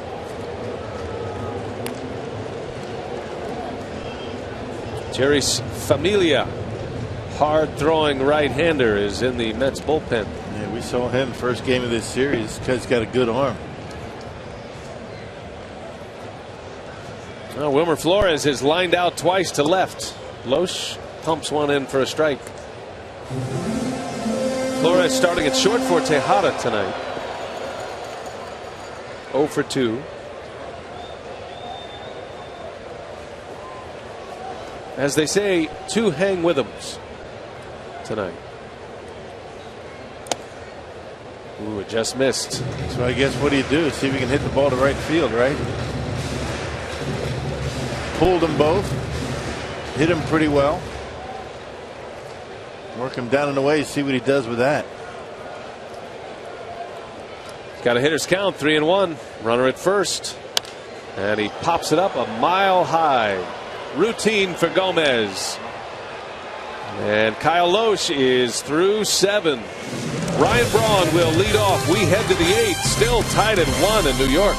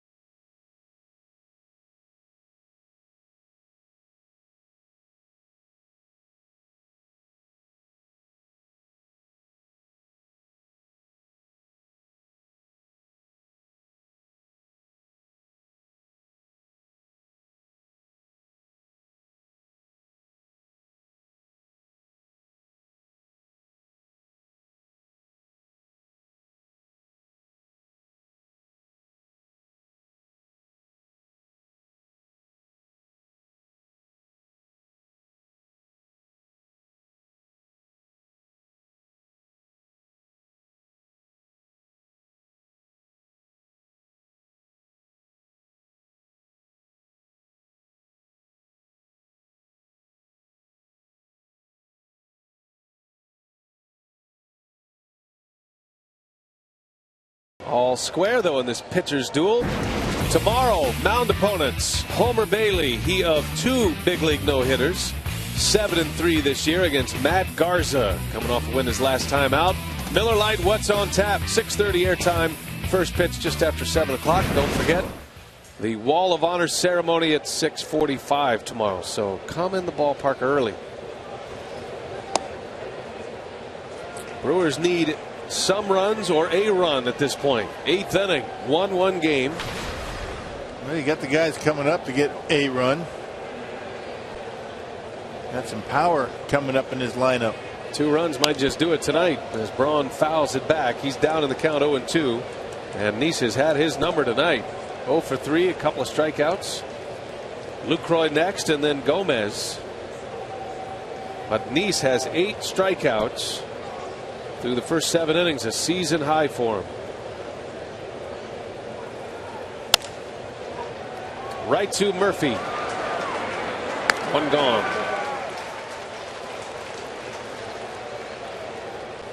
Starting to take the feel of an extra inning game with the approach at the plate. You know how you get into extra innings and guys start swinging for the fences, trying to be the one who. Did you really say that? No, I mean getting honestly, the feel of it. Not currently. Not that we're going to extra innings, Rock. Just the feel of it. Guys are trying to hit the long ball to play hero. Not the ballpark to try and do that, is it? If I'm not mistaken, you were the one who said on the pregame show that this is going to be a quick game. No, I said it could be. I didn't say it was. No, you said it would be. You didn't. You put a W in there, not a C. You said would.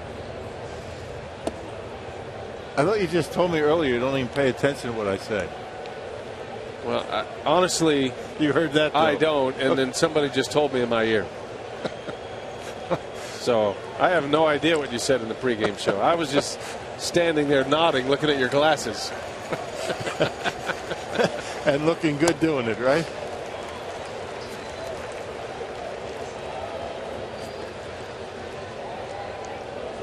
What if they're going to let us on the pregame show tomorrow? Depends on what we talk about. We talk about how good the Reds have been. Perhaps they will. That might be a maybe we'll talk about the Reds tomorrow. Jinx them.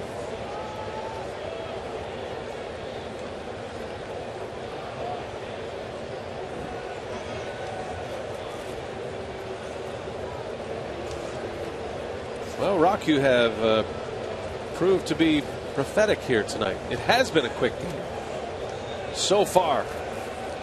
Lucroy on the ground to Murphy. 2 ground ball outs. 2 up, 2 down for Lohse. Well, it just proves that you don't have to throw hard to be effective at this level. Just know where you're throwing it, mix it up. Both of these pitchers have had impeccable command of all of their pitches tonight.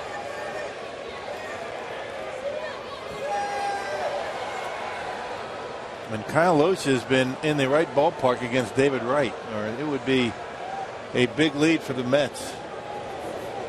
So here is Gomez, and that one's high and tight. Question is, did he go? No, he didn't. The base umpire, Mark Ripperger, at first base, says no. He checked it. First time tonight Gomez has not offered at the first pitch from Lohse.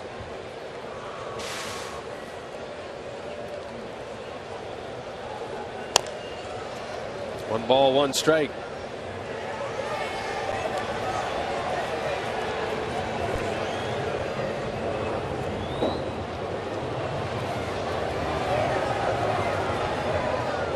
Setting up inside. Gomez, a shot into left field, a base hit.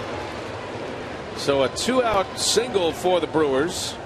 That is the 3rd consecutive inning with 2-out hits. Ball gets away. Gomez can advance. And Carlos has now reached base safely in 27 consecutive games. That is the longest current streak in the major leagues. And it was in jeopardy until that base hit. Yeah, hits, walks, hit batter. And Carlos continues to get on base. Looks like that's going to be all for Lohse tonight. That's a quick hook. Collins going to the home plate umpire, indicating a double switch. Ramirez coming up, who has 2 hits and a hit by pitch tonight, and Lohse, can't believe it, will exit without the chance to win tonight. We'll take a timeout.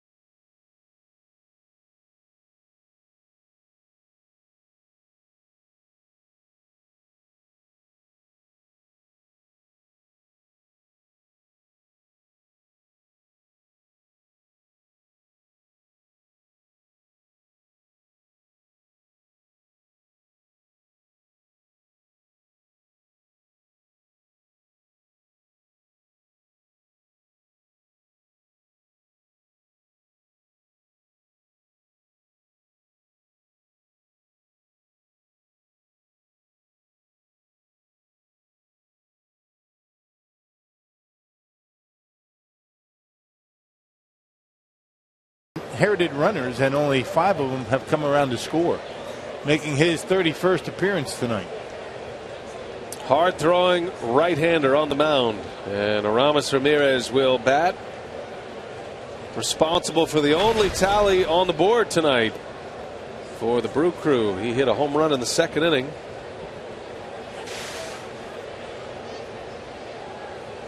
Terry Collins pulling the plug on Jonathan Lohse in a tie game in the 8th inning.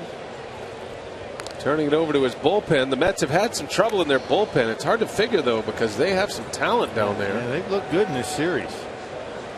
You know, the word was when you come in to play the Mets, get into their bullpen, get to the starter early, and you have a pretty good shot. But these guys have been pretty good first 2 games of this series. Gomez looks like he wants to run. Familia, the big kick. Gomez starts and stops, and a foul ball by Ramirez. A lot of times a manager will allow his horse, this guy, meaning Jonathan Lohse, to get out of his own trouble. I mean, Lohse can only lose this game. He can't win it. And his pitch count was in good shape.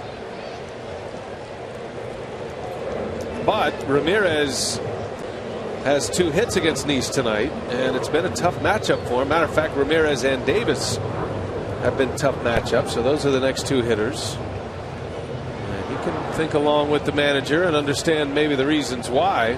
Whether it's the right move or not, we'll find out. I know the Brewers are glad to have Lohse out of the game.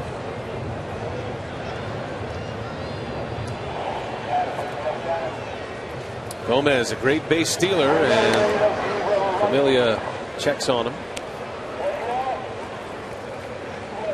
A lot of times pitchers are so consumed with Gomez at first, trying to keep him there, that they forget about making the right pitch.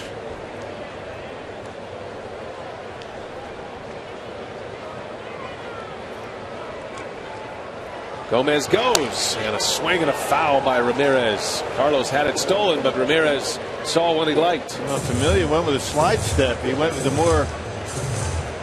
delivery that gets the ball quicker to Recker, who is very good at throwing out base runners. He's 6 for 12 this year. He's got a very good arm back there. Familia, when you pick on a pitch that he has that high leg kick, you have a much better shot. This would be a good one to run on, maybe.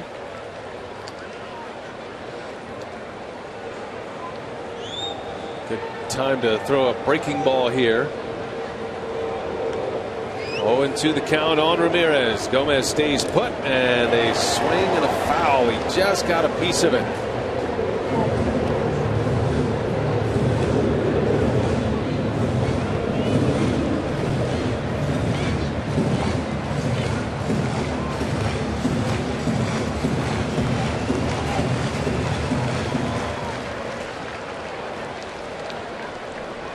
Ramos with his 7th home run of the year in the 2nd inning. The go-ahead run at first. A 2-out single by Gomez. There he goes. He stops a pitch out. Gomez just back. Yeah, he saw the pitch out. He took off right away. Recker jumped out for the pitch out, and Gomez able to stop and go back.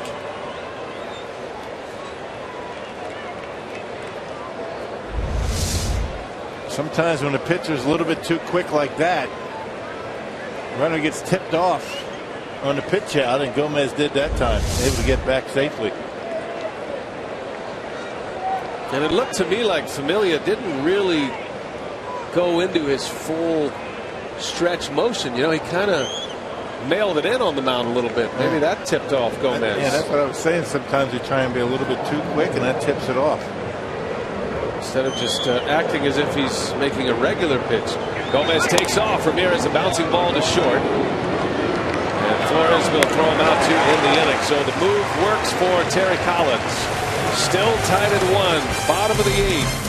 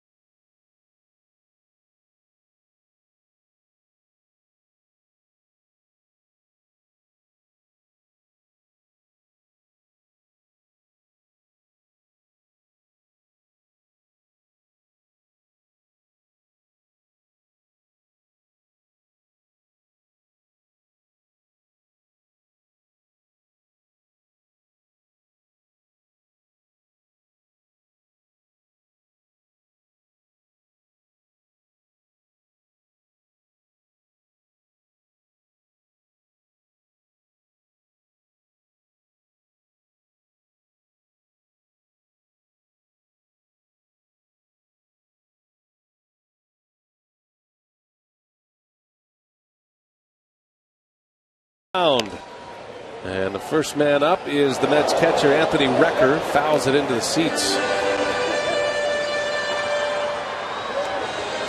Jonathan Nisko 7 2/3 innings. Gives up 6 hits, 1 run. It was earned. Had 8 strikeouts tonight and only 1 walk. Set a season high for K's. And Lohse trying to hang in there long enough to give him a shot at a victory.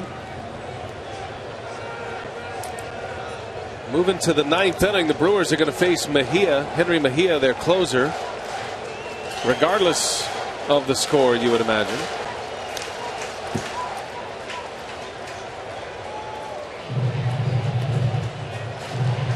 I guess then you ask yourself, why the double switch, right?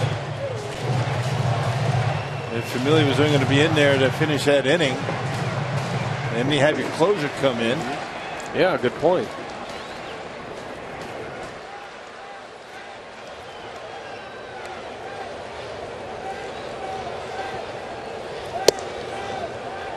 Collins made that double switch. He's got Den Decker on deck, the regular center fielder who did not start tonight.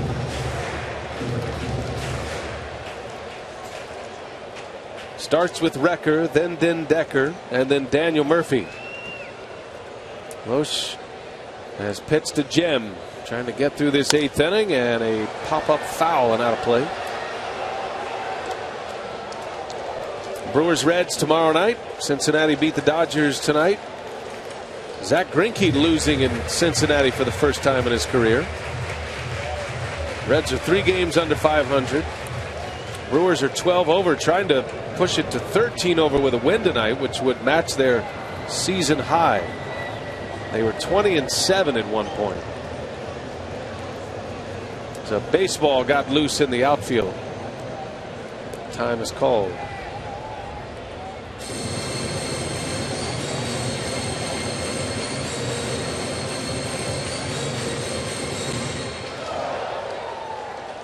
I don't think Mets fans are buying into the scoreboard push.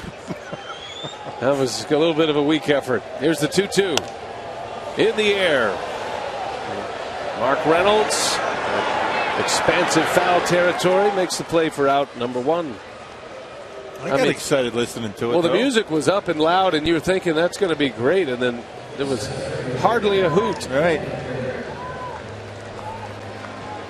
Disgusted Mets fans. Been a quiet crowd this week, except for Tuesday. They had a lot to cheer about.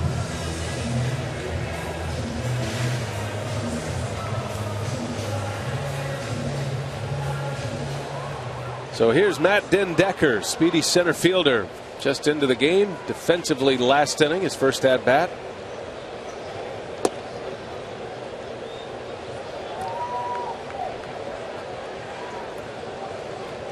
Looking ahead to the Brewers' 9th. Chris Davis, Mark Reynolds, Gene Segura. And Lohse trying to get him there in a 1-1 tie. Den Decker in the air. Segura wants it. 2 up, 2 down for Kyle Lohse. What a ball game he's pitched. Yeah, it's been a masterpiece. Well, you take away that error in the 4th inning on that base hit by Murphy, and Kyle Lohse sitting on a 1-0 lead. One of the rare errors for the Brewers on this road trip. Actually committed 2 today. Yeah, that error by Gomez came in the 4th inning on a line drive. He tried to make the catch, but he came up a little short. It one-hopped him and then went all the way to the warning track almost. And Murphy ended up at third base with nobody out. Bobby Abreu hit a sac fly, the next hitter. Unearned run for Lohse. But a run nonetheless, and that's where we are, 1 apiece. And Murphy's down in the count, 0-2.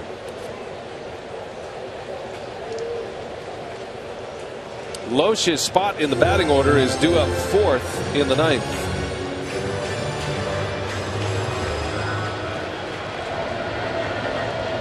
Oh, 2 to Murphy. Missed up high, maybe a little outside. 1-2.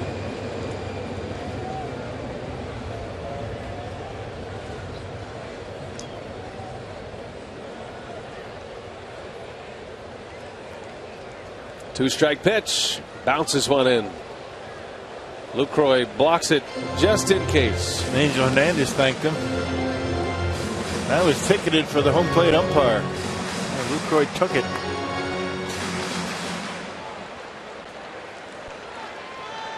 There'll be some tough decisions coming up.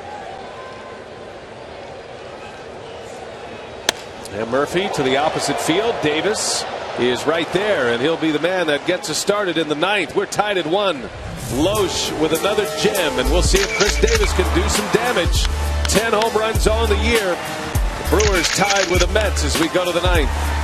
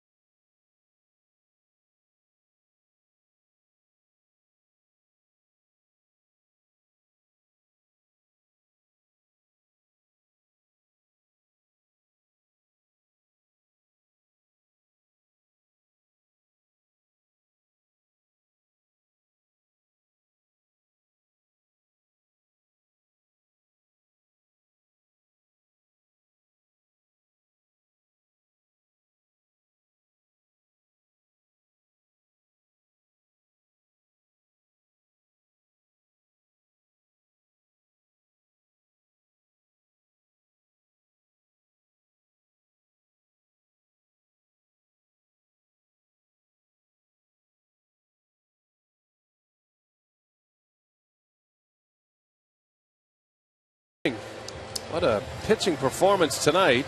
And there's the answer to the double switch. So Mejia not coming in a tie game in the 9th, which you see a lot of in the home ballpark, the closer. But instead it's going to be Familia to start his 2nd inning of work.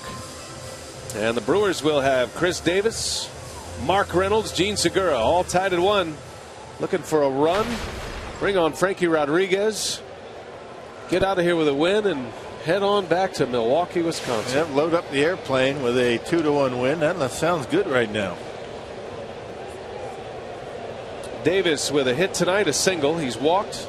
He's bounced into a fielder's choice. It's 1 for 2. And Davis in the air to left field. Playing very deep was Young, and he'll come in to make the catch for the out. 1 pitch, 1 out.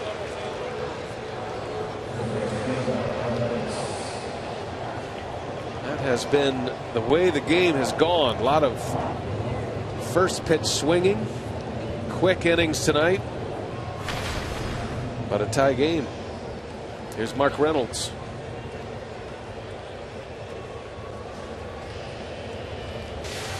Reynolds looking for his first hit. 0 for 3.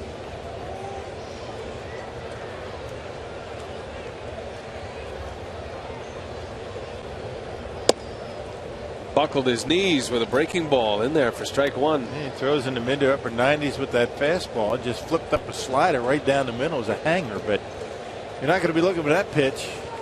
Can't look with a slider and then react to that fastball. It's a good one. And a fastball that's 96 to 98 miles an hour would sink.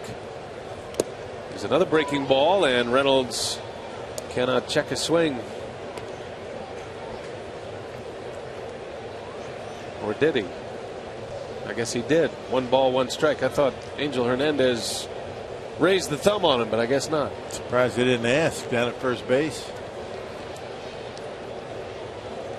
Count is even. 1 and 2. Put it right by him. 96 with the fastball. This seems effortless for Familia. I mean, he's got such a good arm.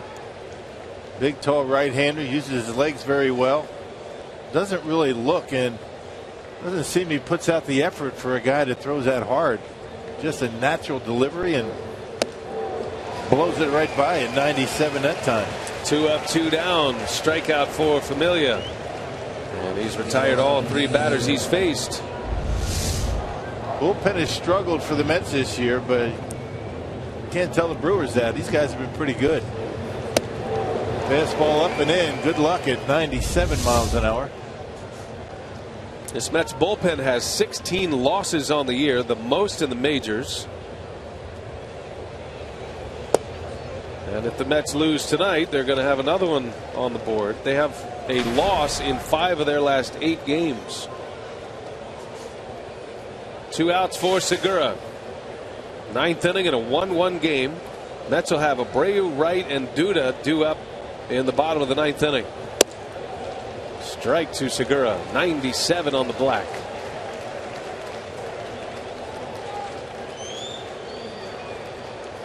Scooter Gennett on deck. He'll hit next. He'll pinch hit for Lohse. If he doesn't make it to the box, you wonder if Lohse goes back out for the night. Pitch count in decent shape. Segura right off the leg of Familia. Race to the bag. Underhand flip and out at first. 1, 2, 3. The Brewers go in order. Familia with 4 outs for the Mets. 2, 3, and 4 due up for New York. We're tied at 1 as we go to the bottom of the 9th inning.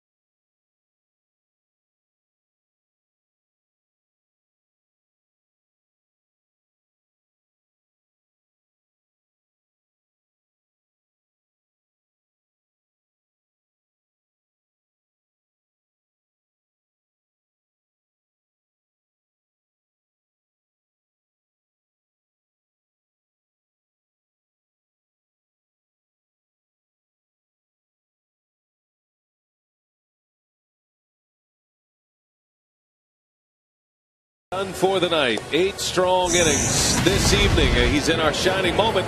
Brought to you by the Marshfield Clinic. Can't pitch any better. He gave up a run, but it was unearned. He did get a couple of sparkling plays defensively.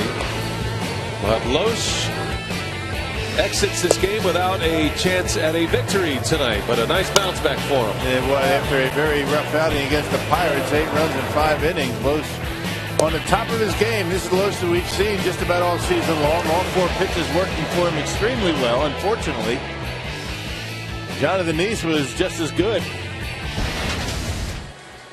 So here is Will Smith out of the bullpen, entering a tie game.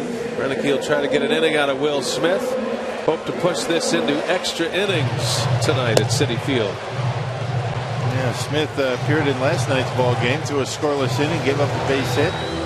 34th appearance for the Brewers left-hander. Earned run average under 1, and has not allowed a home run all season. Eric Campbell is going to pinch hit for the Mets. In for Bobby Abreu. Terry Collins playing the matchups. So it'll be Campbell to lead it off. David Wright will follow. Then Lucas Duda. And Will Smith going to have to go right through the tough part of the Mets order. If the Brewers get it to the 10th inning, you'll probably see Gennett lead off, and then Weeks and Braun after that. First things first, get through the 9th as Smith deals strike 1 to Campbell.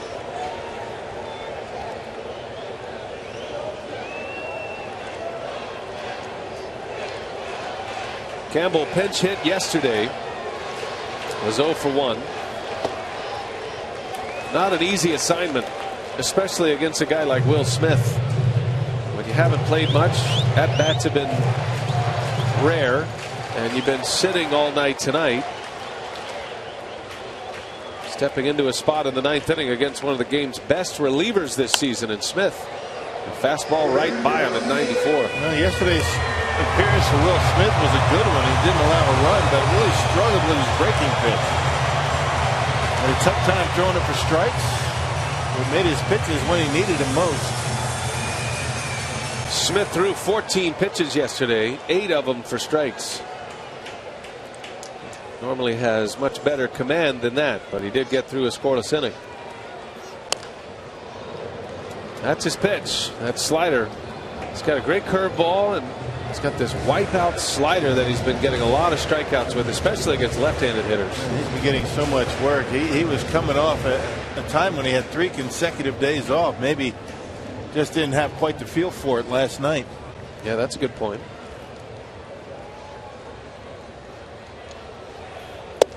And that is a strike. I don't know if it was a swing or a called strike. Either way, yeah, it was right down the middle. Campbell is out, and Will Smith picks up a K to start the 9th inning. Well, so apparently he's got the breaking pitch back. There it is. Well, maybe not down the middle. Looked down the middle, but ended up right off the inside corner for a strike.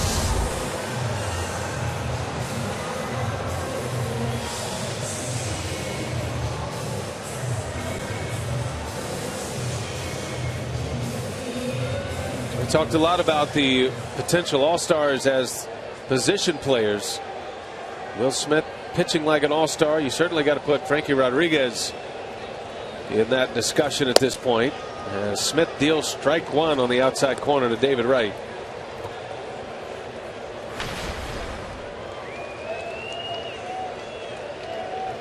Wright had a hit back in the 4th inning. Had a single to left center. He tried to stretch it into a double and was thrown out. That was immediately after the Gomez error that allowed Murphy to go all the way to third base and resulted in the only run of the game for the Mets, an unearned run against Lohse.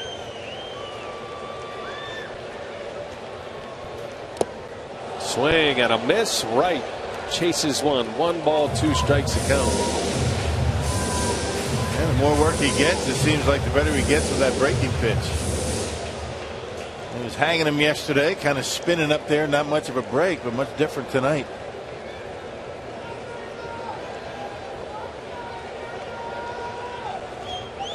And Lucroy wants to come out and talk about it. Lucroy put everything down he could think of, and Smith kept shaking him off. He's got his mind made up. Man, big hitter right here. I mean, David Wright's been swinging the bat well tonight. Could very well have a couple of home runs tonight, if they're playing in a different ballpark. That single he had in the 4th hit the top of the wall at the 370 mark. Gomez played it off the wall, threw him out at second. There's the 1-2, and Wright fouls it away.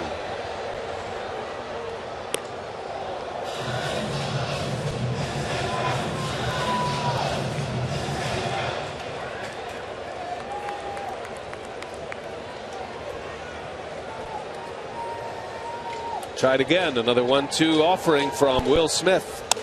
And Wright pops this one up. Ricky Weeks back in the grass will make the call. 2 outs. Campbell and Wright retired. And now Smith has the matchup he wants in Lucas Duda. Well, he's got the breaking pitch back, that's for sure. There's a slider. David Wright goes down and gets it, but pops it up. That's why you want that slider with a right-handed batter. You want to hang it for sure.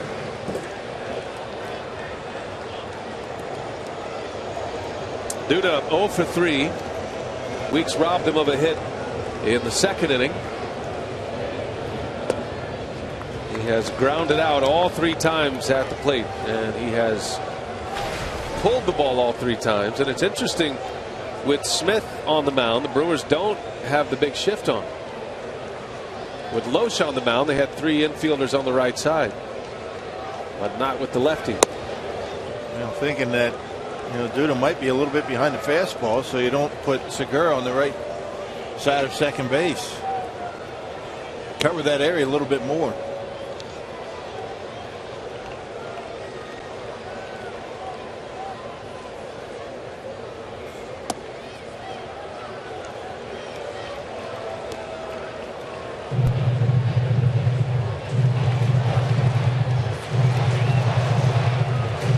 Lucas Duda tied for the club lead in home runs with 8. Now the everyday first baseman for the Mets after they traded Ike Davis. Swing and a miss. 2 balls, 2 strikes. Decided to go right after him. High fastball, swings right through it. Smith trying to get the Brewers to extra innings. A strike away from doing just that. The 2-2 on the way, and Duda lays off. Tough pitch to take. Looks like he's seeing that breaking pitch pretty good. A lot of left-handers swing at that pitch.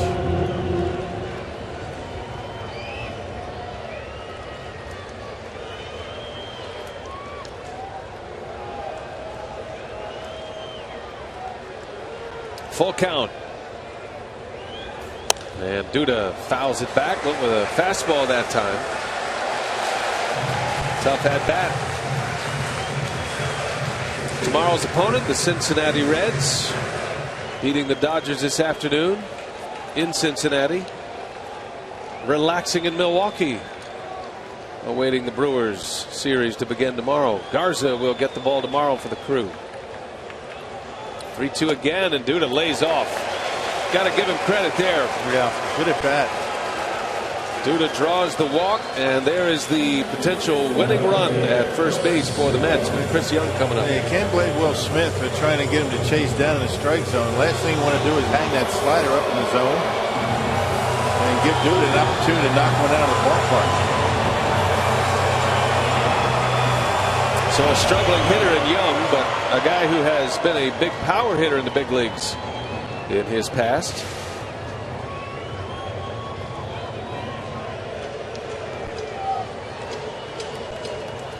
Two outs. Winning run at first. And a fastball strike from Smith inside corner. When the Brewers played the Diamondbacks in the 2011 ALDS, the D-backs had the 1-2 punch of Justin Upton and Chris Young. 2 big weapons. He had back-to-back 20 homer years, did Young. At 28 one season. The times have changed for him. Well, not playing every day. You get a swing like that, very important to stay in the lineup. Was traded to the A's. Now here with the Mets. And a hot shot. Oh, Ramirez makes the play. Throw to first. Up the line. Infield hit. But Ramirez saves an extra base hit. Maybe a run. Maybe the game right there. That ball gets down that line. Very close down the line. Heck of a play by Ramirez. Tried to use the grass to skip it to first. Was going to be close anyway with the speedy Young running. Well, now the Mets in a position here with 2 on and 2 out. And Terry Collins is going to go to his bench. His starting shortstop, Ruben Tejada, will bat. He'll hit in the pitcher spot.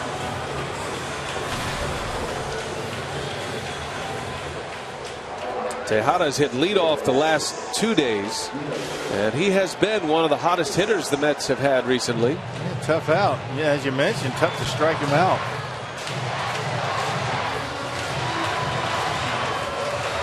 Well, the Mets are forced to keep Duda in the game. It is a tie game. They've got Granderson on the bench, who's hurt, and their other catcher, Teaguard. Granderson not on the DL, but out with a calf injury, so already playing short. And now the third off the bench for Terry Collins tonight.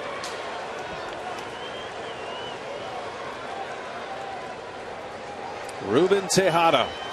Game on the line for Will Smith. Winning run at second base.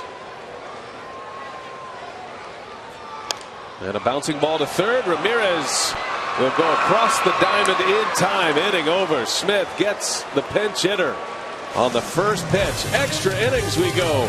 All tied at 1. The Brewers coming up.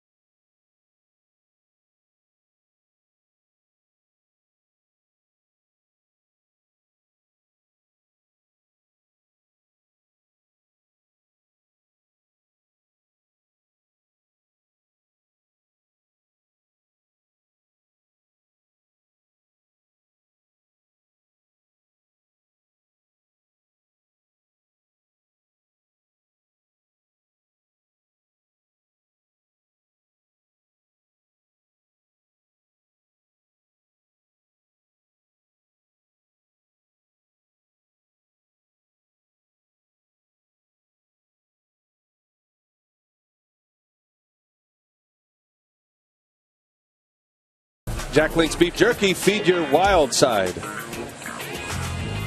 To the 10th we go in a 1-1 game. The Brewers won a 1-0 game on Sunday in Pittsburgh. An unearned run against Kyle Lohse in the 4th inning. And that's where we are here as we go to the 10th. So a little maneuvering here by Terry Collins. Eric Campbell will stay in to play right field after his pinch hit appearance. And with Scooter Gennett and Irving Falou available to hit for the Brewers, Collins goes with Josh Edgin. I assume to keep Scooter Gennett on the bench for now. Well, Terry Collins realizes that most of the Brewers on the bench are left-handed. Schaefer, Overbay, Gennett, and you've got the switch hitter Falou. And Ron Rennie's going to counter with Falou. He'll bat from the right side. He's a switch hitter. And you've got Martin Maldonado, a right-handed batter. So Edgin's probably in for one hitter here because there's nothing but right-handers coming up after him. And Collins does have his closer Mejia loosening in the bullpen. And it's common for the home team to use their closer in a tie game, either in the 9th or the 10th. Well, we'll see if Falou can do some damage against the left-hander with the matchup in his favor. And he swings and drives one to left, but Young, playing deep, is there. That's about all Falou's got. And Young was very deep to start with and made it easy. Yeah, just wasted a pitcher, I think. I mean, a lot of times you bring your closer in, it really doesn't matter if it's left-hander or right-hander. And now that he's got Falou out, he's going to go to Mejia. So essentially blowing through his bullpen here in the 10th. And you see what he said. That's what I wanted. One pitch, one out. Edgin. Tough day's work on his way to the clubhouse. So tied at 1, pitching change as Henry Mejia is coming in.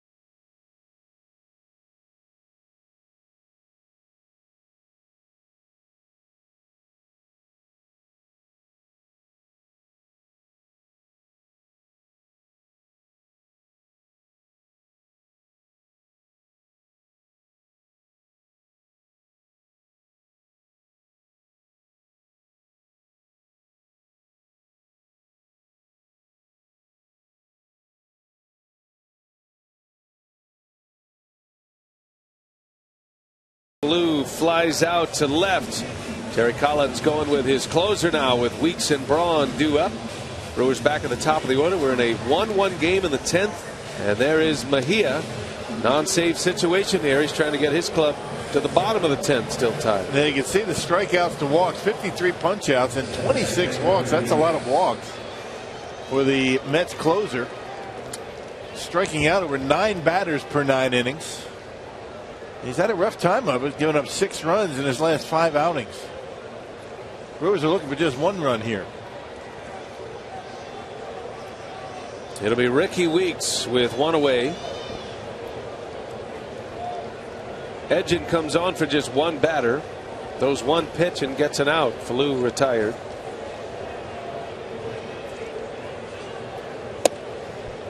Well, Kyle Lohse and Jonathan Lohse pitched to Dandy here today. Both of them. Lohse goes 7 2/3. Lohse goes 8. Neither will factor in the decision tonight. And Lohse giving up 1 run that was unearned. Lohse set a season high for strikeouts tonight with 8.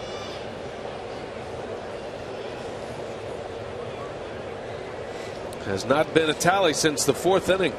I guess there is justice. Neither one of those 2 guys deserve to lose tonight. Yeah, that's a good point. They were both outstanding. Count is even for Ricky Weeks, and a swing and a fly ball to center field. Den Decker for out number 2.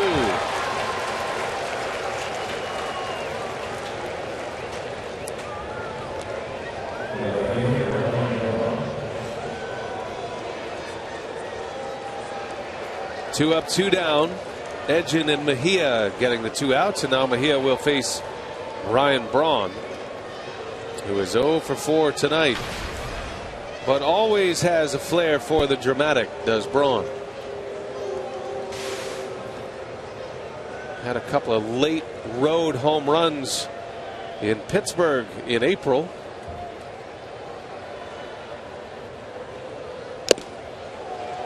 Took a swing at it. Yeah, one of the rare times he's had a pitch to pull tonight. And Lohse was a steady diet of pitches on the outside corner. Pitches in out of the strike zone.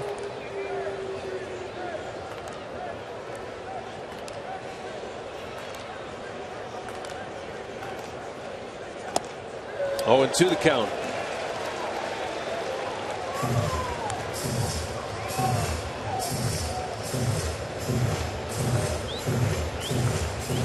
Mets are down at the bottom of their order as we go to the bottom of the 10th.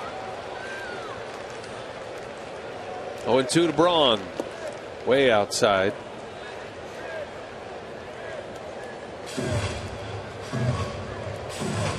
Brewers need a big hit. Extra base hit. Give Lucroy a chance. Mets outfield is very deep, trying to prevent from that extra base hit. Ball and 2 strikes. And Braun fouls it back. He had 1 to hit. Yes, he did. A hanger. Such a late breaking slider by Mejia. Fastball. Then you get the break on it. That one right off of Recker's face mask. Very similar to the pitches that we saw from Familia, but Mejia doesn't throw nearly as hard. 92 to 94. Familia gets it up there at times at 98.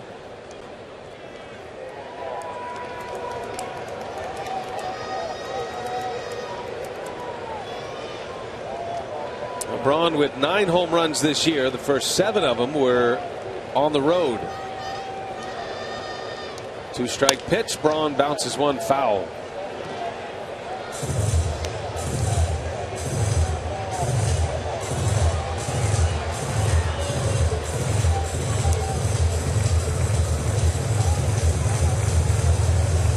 First at bat for Braun against someone other than Lohse. He was 0 for 4 against the left-hander. Mejia's got him in a hole. Ball and 2 strikes. And Braun strikes out. High fastball got him. Bottom of the 10th coming up. Bottom of the order for the Mets. All tied at 1.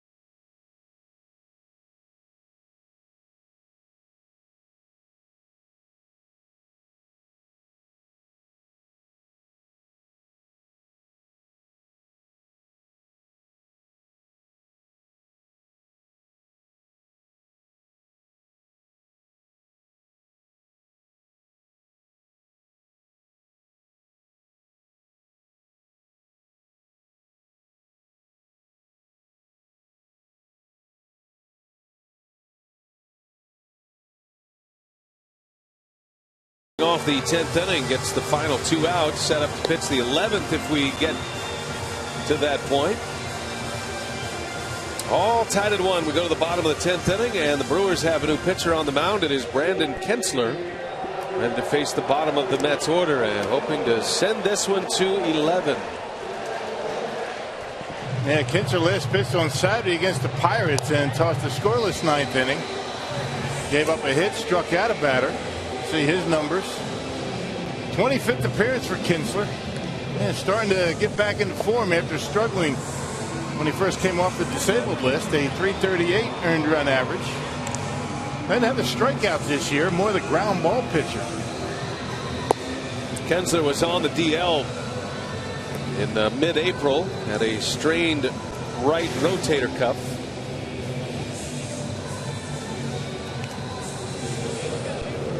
.338 earned run average. Game number 25 for Kinsler. It'll be Wilmer Flores to lead off for the Mets. Brewers scored their run in the 2nd inning. Ramirez went deep. And if they get it to the 11th, Ramirez will hit 3rd. Mets run came in the 4th. Sac fly from Abreu. And that's where we have been since. Flores is 0 for 3. Had 2 line drive outs to left, and then he flew out to center field weakly in the 7th inning.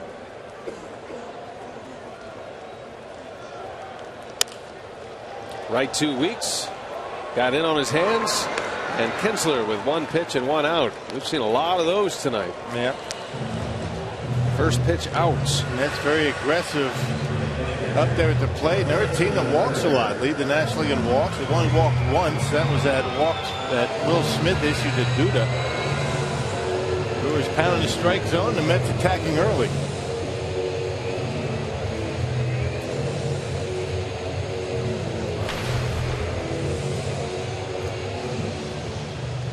Anthony Recker, the Mets catcher, will bat. 0 for 3. Couple of ground outs. He fouled into popped into foul territory in the 8th inning. And he swings at the first pitch and a base hit. So Anthony Recker carrying the winning run, and the Mets have a man on with 1 away. His first hit of the night. Well, another Mets swinging a pitch early in the count. A first pitch fastball, and that pitch middle in, and Recker able to get the hands out and bang it into left field. So the winning run at first base. You mentioned the Brewers throwing a lot of strikes tonight, totaling 122 pitches between Lohse, Smith, and now Kinsler. 81 strikes tonight, 122 pitches. Yeah, that's amazing, huh? Pounding the strike zone. Kinsler, a ground ball pitcher, would love one here. And a bouncer foul past first. Dendecker's got some speed, so he'd have to hit it at an infielder with something on it to be able to turn 2. And he's coming out of the left side of the box. Well, if Kinsler's able to get on top of that pitch and get some good downward movement, he could get the ground ball if he doesn't. And then Decker hits it in the air. The Brewers outfield very deep.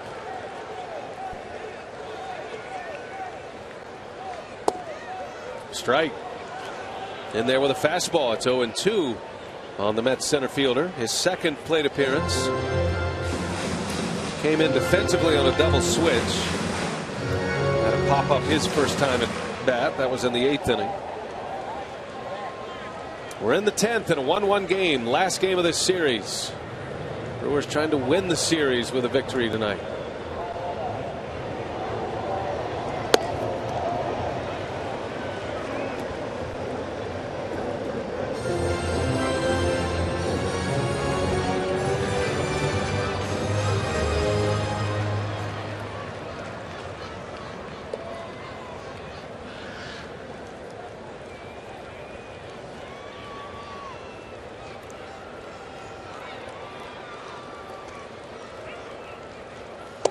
Got him. Swing and a miss. Down he goes on an off-speed pitch. Yeah, well, it was a slider. There wasn't much of a break to it, but the speed and the location is what got Decker that time. Lucroy wanted it away, so he backdoored it and put it right on the outside corner. Good pitch. Completely fooling Decker. Well, here's a big battle for Brandon Kinsler, the National League hits leader. Daniel Murphy back to the top of the order. Murphy batting for the 5th time. He was 1 for 4. Has a line out tonight. Winning run at first. And Murphy takes a ball down and away. Well, Murphy was at the plate. Pivotal spot. 4th inning. Line drive. Gomez misplayed it. Murphy went all the way to 3rd. Then he scores on the sac fly by Bobby Abreu. That's the lone run for the Mets tonight. An unearned run against Lohse in the 4th. And a rare error by the Gold Glover Gomez, who quickly atoned for that error, by the way, with David Wright at the plate. 2 batters later, Wright lined one off the fence in left center, and Gomez threw him out, trying to stretch it into a double. Brewers have committed 2 errors. Segura made an error as well. Lohse pitched around that one. Yeah, Toughness out in the Mets lineup at the plate right now. Goes to the opposite field very well.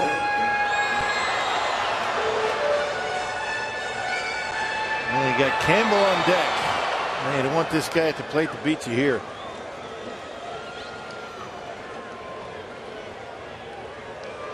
Three and 0. Murphy takes, and it's strike 1. Well, you certainly don't want to walk him intensely to get that winning run to second base where a base hit will beat you. Murphy hit a 2-run home run on Tuesday night in the opener of this series. That was off Estrada. Hitters count 3-1. And Murphy lays off, ball 4. So now the winning run into scoring position.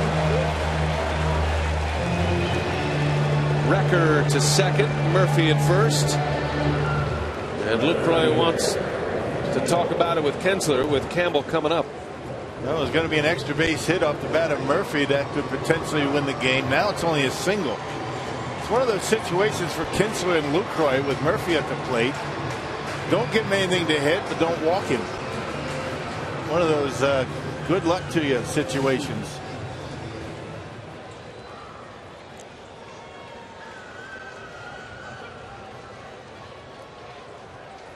Eric Campbell, his second at bat. Struck out his first time up against Smith. 2 outs. Bottom of the 10th inning in a 1-1 game, and Campbell takes a strike. And now the Brewers outfield moves in. Put him in a position to be able to make a throw. on a potential base hit. Remember, you got the Mets catcher out at second base, average speed at best. Got plus arms in center field and right field for the Brewers. Below average arm in left.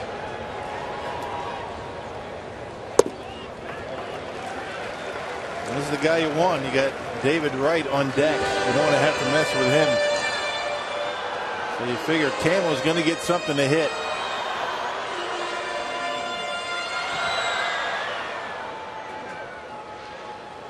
This was a spot in the lineup originally occupied by Abreu. Terry Collins made the change with the lefty Will Smith on the mound in the ninth with Campbell.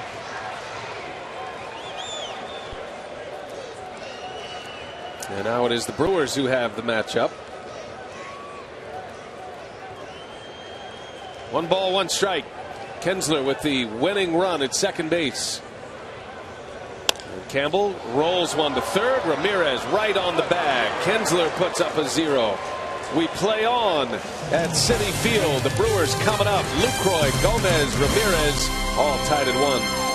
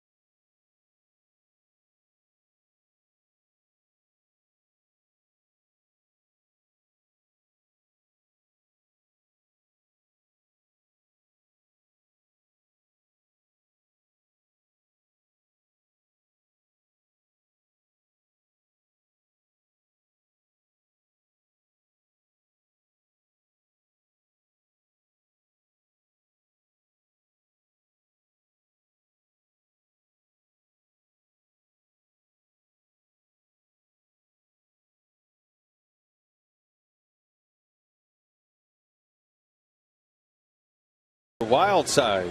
All tied at 1, top of the 11th. Henry Mejia was throwing his warm-up tosses and looked to the dugout, and Terry Collins is out with the athletic trainer. So the Mets closer, who came in to pitch and get the last 2 outs, is coming out. I'm not sure what they saw, but apparently Mejia's got something going on. Not sure what it is. Wow. Well, the Mets are going to have all the time they need to get a reliever ready. We will take a break.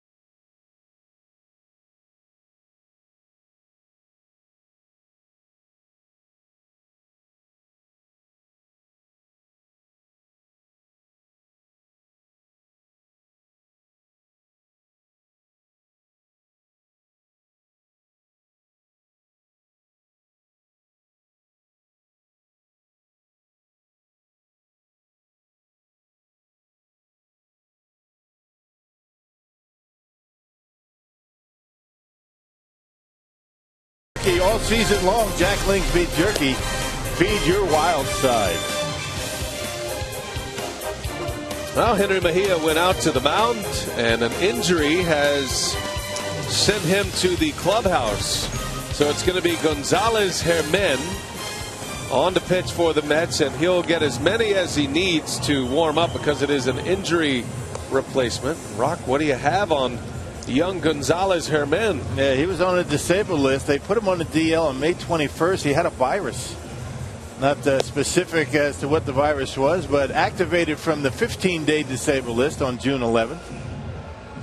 Went down to the minor leagues, made 6 rehab outings. That was back in A-ball. Through 5 1/3 innings. He's been unscored upon in 9 of his last 12 major league outings. And right-handers have had a tough time against him. How's that? That's very good. Second year with the Mets. Jonathan Lucroy patiently waiting. As I recall, we went on our Brewers Live pregame show. We were kind of talking about the feel of the night tonight. And listen to what our crack analyst Bill Schroeder had to say about this ball game tonight. We could be in for a quick one here today. Quick one. You dropped quick one on us in the pregame show. Yeah, you know, they got rain coming, so we're going to have a quick one. Nice. And we would have had a quick one had it not been for extra innings. I was going to say, so what's the point? I was just saying. It was about 2 hours in the 9th inning. You were right on the money, man. Right on the money. Unfortunately, we are in the 11th inning. You know better. You know, it's amazing the things they keep down in that truck, you know? It's good to see you wear your glasses on the on-camera zone. Yeah, one of the few times, Who knew? All right, ready to play here. Lucroy will lead off. Lucroy, Gomez, and Ramirez coming up.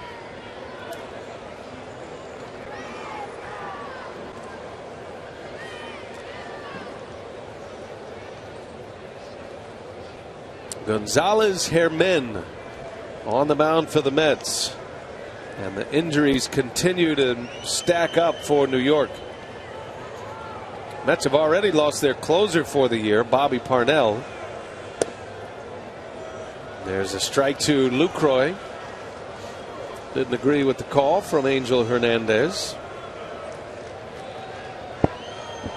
And just to back up my partner a little bit, we're not even at the 3-hour mark of this game, and we're already in the 11th inning. Oh, so now you're backpedaling? I'm just covering you. You guys did that to make me feel bad. No, not at all. Just saying I jinxed the whole night.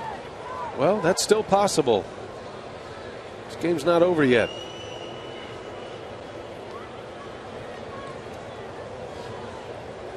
Ball and a strike on Lucroy. You know my theory about games and extra innings. Doesn't matter how long it takes, long as you win. That's it. Let's sit here for 20 innings, long as the Brewers get a victory. No question. Makes for a happy fight. Hey, that guy got a ball in the first inning for one of his daughters, and he just got another one. He's hung in there and has been rewarded. Each daughter gets a baseball. So he'll go back to the souvenir stand and return the ball that he bought about 5 innings ago. How about that? She's gonna give it to the guy over there. Nice going. Can't beat little girls, can you? They're the best. She's been bouncing around since the first inning.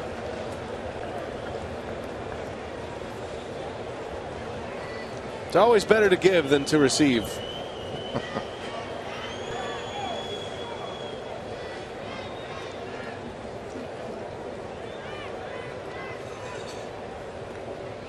One ball, 2 strikes to Lucroy. Got him. Lucroy strikes out. Hermen bringing the heat. He's basically got 3 pitches. Change up. Here's a fastball, 2-seamer that's about 6 inches off the outside corner. And here comes the rain. The rain is falling. I told you there was rain coming, didn't I? Oh boy. All right. So off the field they go.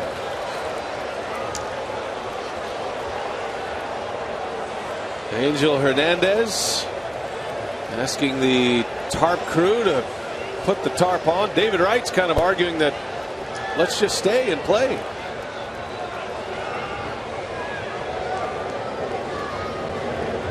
So with light rain coming down, Angel Hernandez wants the grounds crew to put the tarp on. And we are in a rain delay. I don't think we're officially in a rain delay yet. The tarp's still covered. They don't have the tarp. The ground crew's not getting the tarp out. I think they're just waiting for the. Maybe it's just a shower that might blow through here. That's what the umpires are hoping for. Oh, I got to go to the radar in that case. Because the tarp, it has the cover on it. Normally, if they're expecting rain, they take the tarp cover off, and then they have a much easier job of putting it on the field.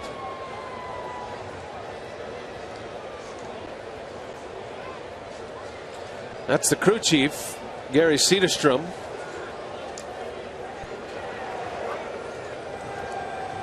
Talking with the groundskeeper.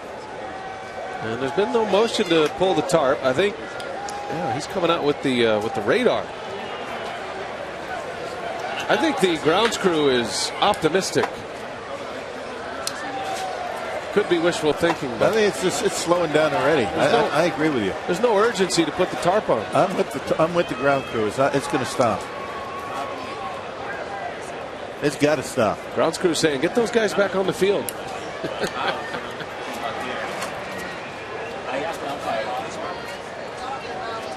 There is a large cell.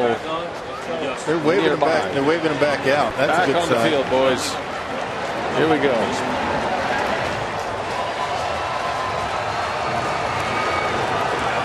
And now that I've seen the radar, I understand why. Because there's a window here, and after that, there's a giant blob coming this way. So the time is now.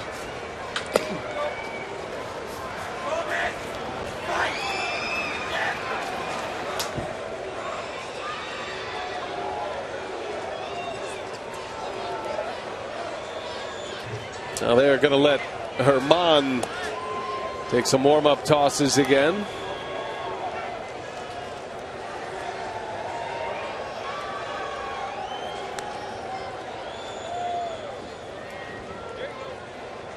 The rain delay that wasn't.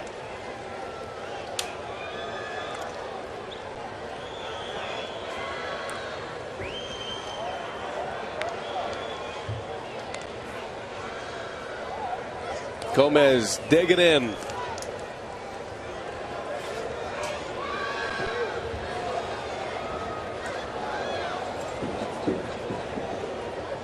All right, Gary Cederstrom says play on. Light drizzle following. Yeah, he was convinced. He was convinced that this is the best it's going to be tonight, right? And Gomez takes one high and in. I guess technically that is a rain delay, isn't it? If you take the players off the field, that's a 3-minute rain delay if you stop action. You want me to get into my rule book? No, it's okay. Yeah, it's got to be. If they, I guess you don't have to actually pull a tarp to have a rain delay, do you? You don't actually have to go to commercial to make it a rain delay.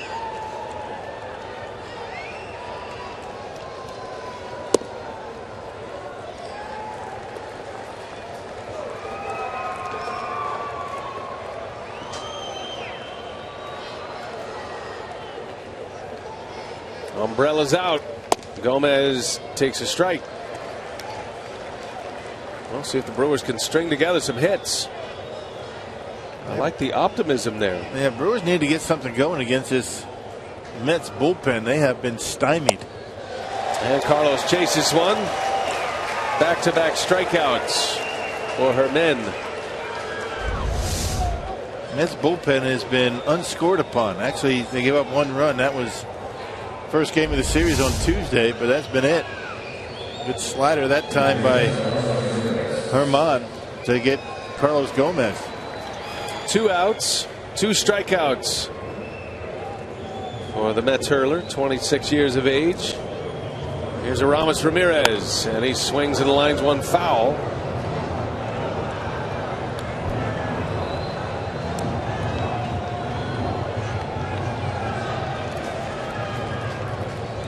In the bottom of the 11th inning, the Mets will have David Wright, Lucas Duda, and Chris Young.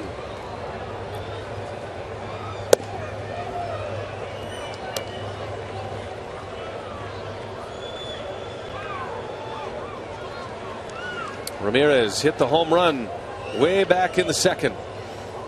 Only Brewers tally so far. The Brewers have 6 hits tonight.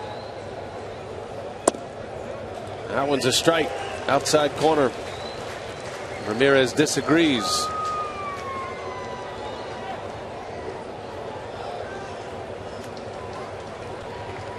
Pressed into duty, her men, with the injury to Mejia.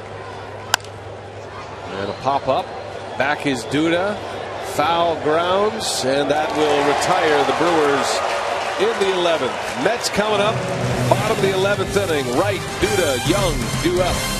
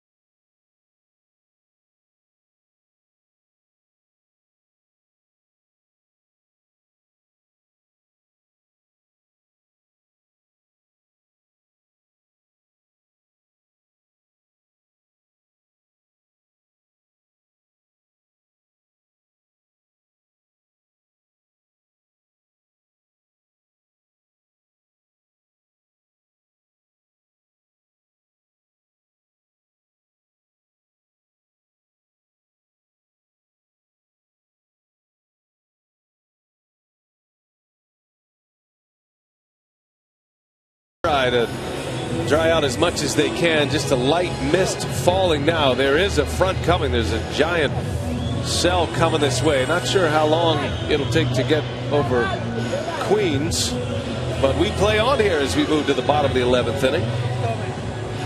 That's bullpen tonight. 3 1/3 hitless, scoreless innings. That has been their Achilles heel this year, the Mets, but not so far tonight. Bottom of the 11th coming up. David Wright will lead off. A few of the diehards still hanging in here. Brandon Kinsler back out for his second inning of work.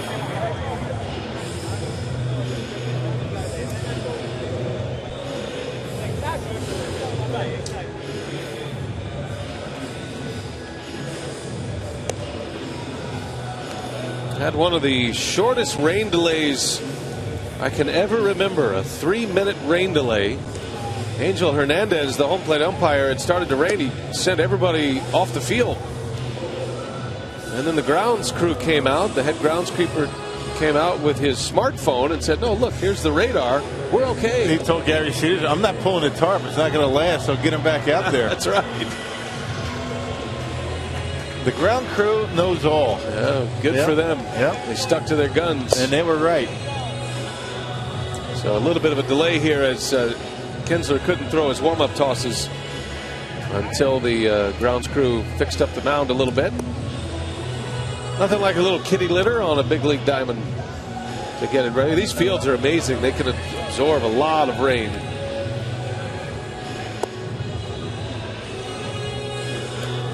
No, not the only place with rain tonight. They're still delayed in Pittsburgh, where the Pirates lead the Cubs 4-0. They're delayed in the bottom of the 7th inning. Yeah, there's been a threat of rain here in New York every day that the Brewers have been here, and just first time it's rained. Took extra innings for it to affect play this week. Now the two starters pitching beautifully tonight. Jonathan Lohse, season high 8 strikeouts, went 7 2/3. Kyle Lohse went 8 innings and 1 unearned run. But this one belongs to the bullpens. Ready to go here as Kinsler will face Wright. Bottom of the 11th. 3, 4, and 5 coming up for the Mets.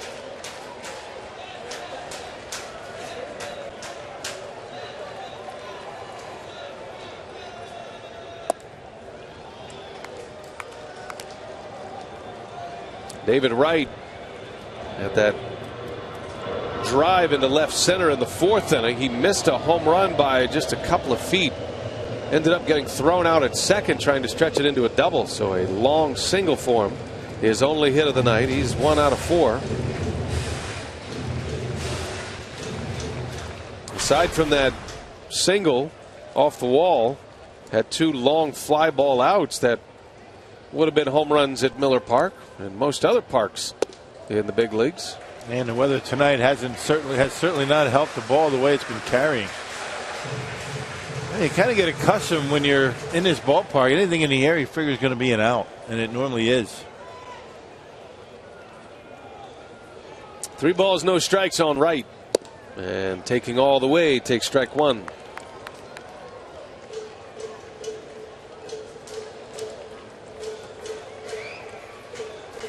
Brewers are headed home after the game tonight. Start up a series with the Reds tomorrow. Reds are already in Milwaukee.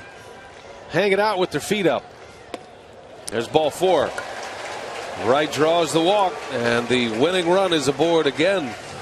Mets have had the potential winning run reach in the last 3 innings. And you don't figure Lucas Duda, the cleanup hitter, is going to be up there to bunt. Seriously doubt that. Big guy probably never bunted before.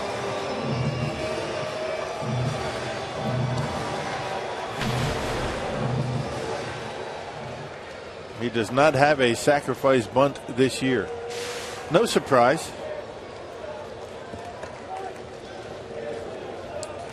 Well, Kinsler, a ground ball pitcher. Brewers looking to turn 2 here. And Kinsler having a tough time finding the strike zone. Worked a scoreless 10th inning. Gave up a hit and a walk.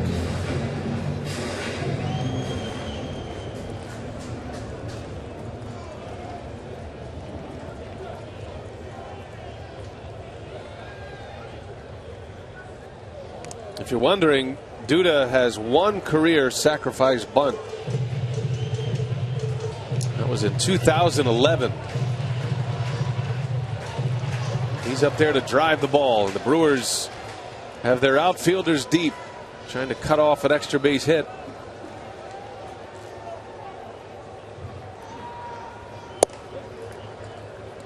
And David Wright 3 for 7 in stolen bases, so he's been thrown out more than he's been successful. Not a very big lead. And a ground ball, you could turn 2 on him. Duda's bounced into 3 double plays this year. Brewers have a little bit of a shift on, expecting him to pull the ball.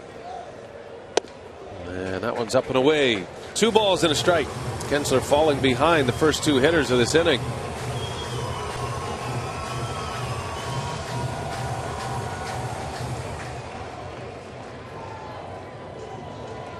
Chris Young on deck.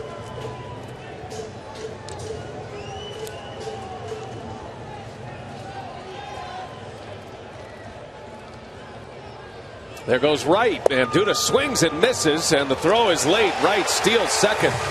It's a big stolen base for the Mets. Yeah, 4 stolen base for David Wright. Had a very good jump. Didn't have a very big lead. Kinsler concentrating on throwing a strike. He was behind in the count 2-1. Great jump by David Wright. Never does look in and steals it easily. That is a big stolen base. And now the Mets with the winning run in scoring position. Nobody out. Mets are 0 for 4 tonight with runners in scoring position. Do have the 1 sacrifice fly. That was Abreu back in the 4th. The last tally on the board. Kinsler's got to go to work here. 2-2 pitch. Duda bouncing ball right side. That'll get the job done. David Wright advances to 3rd. The winning run 90 feet away. Duda with a ground out, but a productive out. And let's see what the Brewers do here. We got Chris Young. Got 1 out. He put him on to set up the double play. Brewers are going to play the infield in. Interesting that Terry Collins has put Curtis Granderson in the on-deck circle. was said to be unavailable tonight with a calf injury. It could get to him. We'll see. And now Ryan Braun's going to come in and play the 5th outfielder, or the 5th infielder. Brewers do this all the time in these situations. Braun, a college shortstop, came to the big leagues as a third baseman, comfortable in the infield. So 5 infielders, 2 outfielders in the gaps, and Davis and Gomez. Gomez has a strong arm in right center. Davis a very poor throwing arm in left. Winning run at third. Young swings and fouls it back. He was late. This is a spot where Kinsler needs a strikeout. And he's got to keep the baseball down, get on top of that 2-seamer, hope that Young hits it on the ground right at one of the Brewers.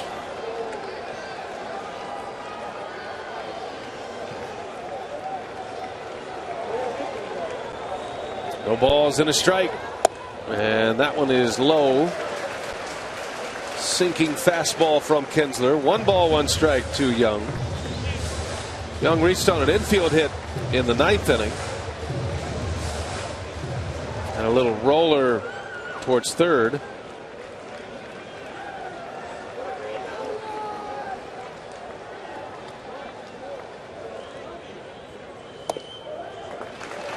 Two and one.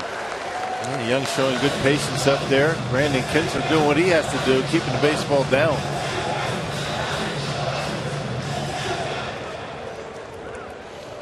Well, the first 3 batters he's faced, he's fallen behind. A little bit of uncharted territory here for Kinsler. Doesn't often work multiple innings. 2-1 pitch outside, ball 3.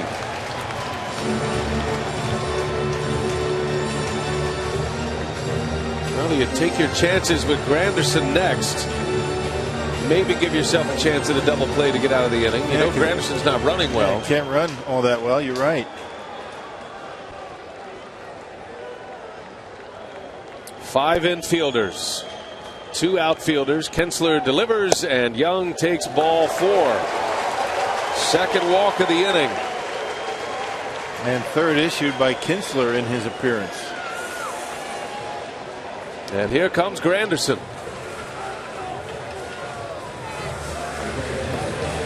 Out of the starting lineup with a sore calf that he injured in yesterday's game playing the outfield. Was said to be unavailable, but he is going to give it a go here as Terry Collins is out of players. Normally, you wouldn't think about trying to double up Granderson. He runs too fast. And the Brewers are going to keep their infield in this spot. Yeah, they're not even going to even set up a double play. They're going to bring him in right on the edge of the grass. Ryan Braun switches from over towards second base to over towards shortstop. And they're going to intentionally walk Granderson.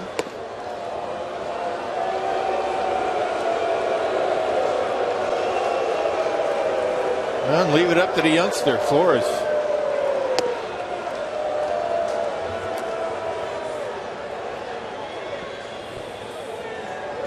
Wilmer Flores ready for his turn at the plate.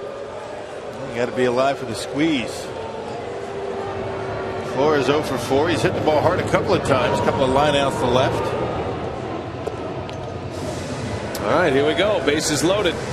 And Rick Kranitz, the Brewers pitching coach, on his way out. Talking strategy here with Kinsler.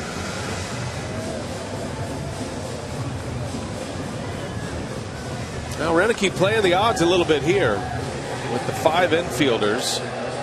Kinsler mostly gets ground balls. He is a power sinker ball pitcher. Taking a chance that a ball is going to be hit on the ground. The Brewers likely would come to the plate, make sure they get the lead out. Unlikely they'd back up into double play depth. No, they're going to come home. That's why they got Ryan Braun still in the infield. Cover as much of that infield as they can with the 5 infielders. You would expect anything in the air is going to end the game. It's at all deep. All right, runs pretty well at third. That's a lot of room out there to cover for 2 guys. Mets have a pinch runner at first. One of their starting pitchers, Zach Wheeler, runs for Granderson. But the only run that matters is over there at third base. Here is Wilmer Flores. Got the start at short tonight, his first start of this series. Game on the line. Flores takes a strike. Good fastball from Kinsler. He'll still be alive for the squeeze. Took that one right down the middle of the plate. It's been a little rain falling on the field. Keep that in mind. Could have a wet baseball. Bouncing ball. Reynolds has it. Throw to the plate in time there. So the Brewers cut down the lead runner. Out number 2. Kinsler does get the ground ball, and now an out away from getting this game to the 12th inning. And now you can put Ryan Braun back out in right field. Play the infield back. Good job by Kinsler getting on top of that sinker. Flores with a one hopper right to Reynolds, who was able to make a nice throw to home plate.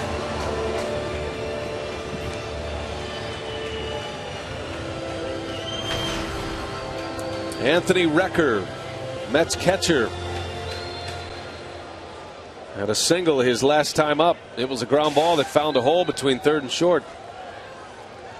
Back into a normal configuration here now with 2 outs. And carrying the winning run now is Chris Young at third base.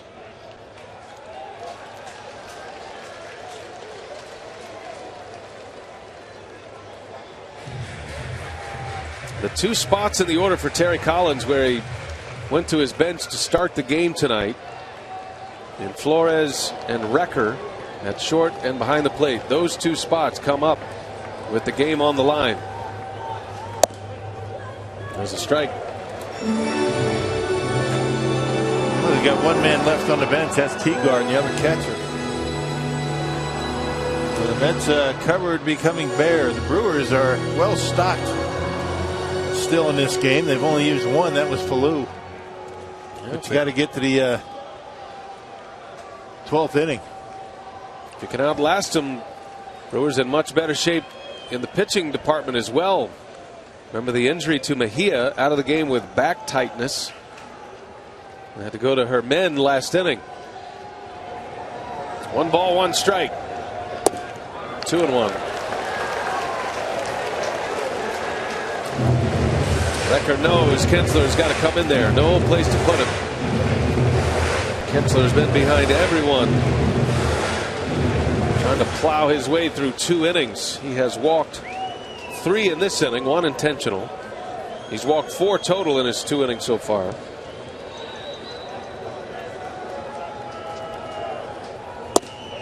Strike 2. Fastball in there. 2-2, and Recker with the bat on his shoulder. Perfect spot. Yeah, not much you can do with that. That's about as perfect a pitch as you can make in a tough spot. Well, you miss with that, it's 3-1.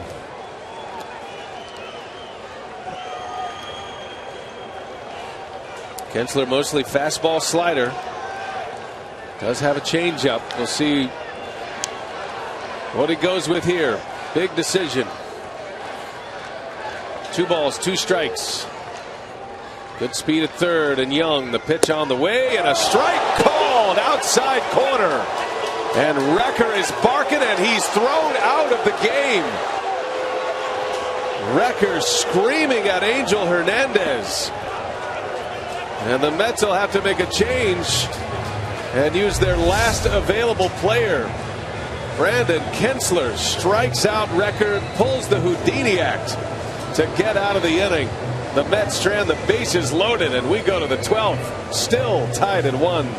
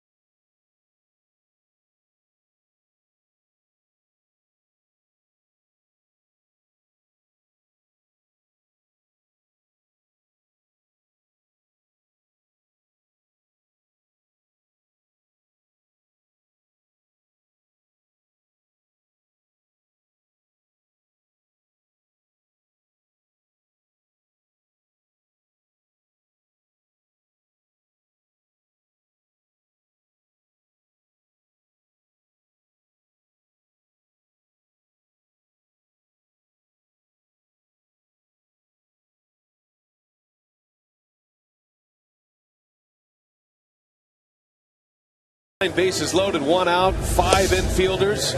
Got a ground out and then strikes out Wrecker, who goes nuts in the Mets dugout. Breaks the bat over his knee, thrown out of the game. And right on the bottom corner of Fox Tracks for a called strike 3. Swing the bat in that situation, right? I mean, why leave it up to Angel Hernandez? Just swing it, maybe driving a run, and win the game looking for a walk. So to the 12th we go. It'll be Chris Davis to start it. He has been clutch Davis when it comes to late inning and extra inning ball games. He's got a full season of highlights. Started at Fenway Park in Boston. Davis had a big home run against the Pirates in April as well. He did this against St. Louis. That was a triple that set up a game winner. Had another one in St. Louis. And then at Miller Park, a walk-off 2 RBI single against the Pirates as well. Chris Davis, how about those numbers in extra innings? 7 for 10 with a home run. Those 2 RBIs, the game winner. And Davis facing Torres, new pitcher for the Mets. Carlos Torres, who we saw yesterday. And now getting into the middle relief of the Mets. Remember, the Brewers still have Frankie Rodriguez available if they could take the lead. Torres went an inning and 2/3 innings yesterday, gave up 2 hits and a walk.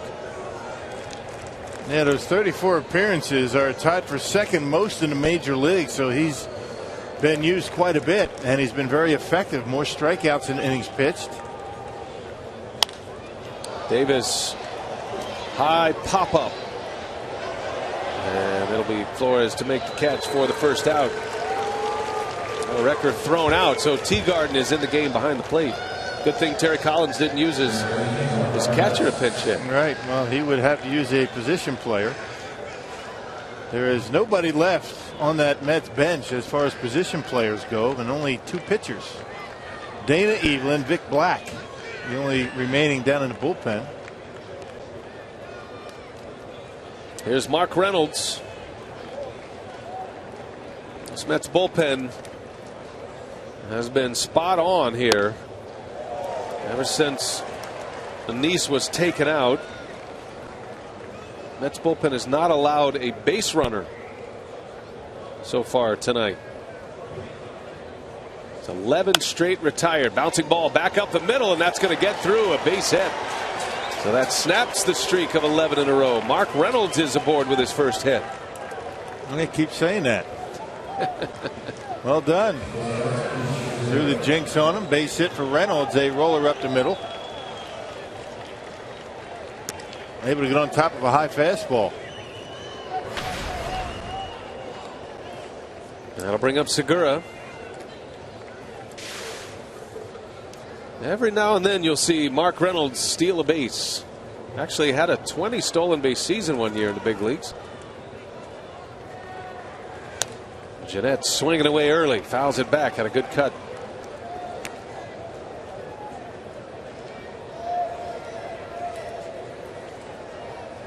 Mets strand the bases loaded in the bottom of the 11th. Had them loaded with 1 out. Brewers in desperation mode, brought 5 infielders in. And Kinsler got out of it. Now a chance to take the lead here in the 12th. Segura, and that gets through, a base hit. Reynolds around second, on his way to third. And the go-ahead run 90 feet away with 1 out. Back-to-back singles for the Brewers. Yeah, good approach, just keeping that front shoulder closed and just barely out of the reach of Lucas Duda. There's a slider. Good plate coverage by Gene Segura.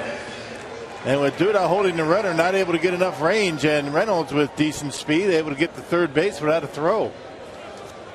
So the Brewers turning the tables on the Mets. Mets had an opportunity in the 11th, and now the Brewers here in the top of the 12th. Dan Warthen, the pitching coach, having a chat with Torres. Got to wonder about Torres. He threw 27 pitches last night, inning and 2/3. It's one thing to throw 27 pitches in a single inning, but to get out of one inning, go sit down, and then come back and throw. I would imagine there'd be a little fatigue there. Third straight day for Torres on the mound. And Vic Black. I mean, he pitched in the first 2 games of this series. So, you know, the right-handers in that bullpen have been used quite a bit. And the Brewers a sacrifice fly from taking the lead. It'll be Scooter Gennett to pinch hit. Gennett was in the on-deck circle to pinch hit back in the 9th inning. That spot didn't come up, and then Renicky the next inning went with Falou, so he saved Gennett, and now Scooter's up in a big spot. First and third, 1 away. Go ahead and run 90 feet away, and Reynolds. Renicky loves the squeeze bunt. You could see it here. Gennett, a very good bunter. That infield in is going to make for a very tough double play. I don't know if the Mets are going to try it. And the runner took off Segura. Gennett fouls it back. I think they're going to concede the stolen base to Segura.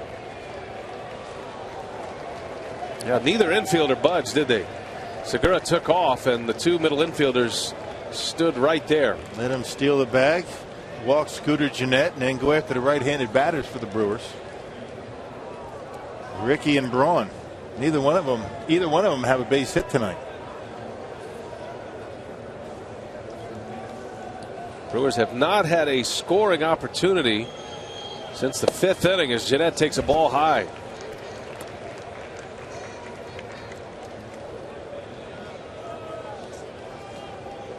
Brewers had back-to-back innings, the 4th and the 5th, where they had a runner at second base. And that was the last time until now that they've had a runner at least in scoring position.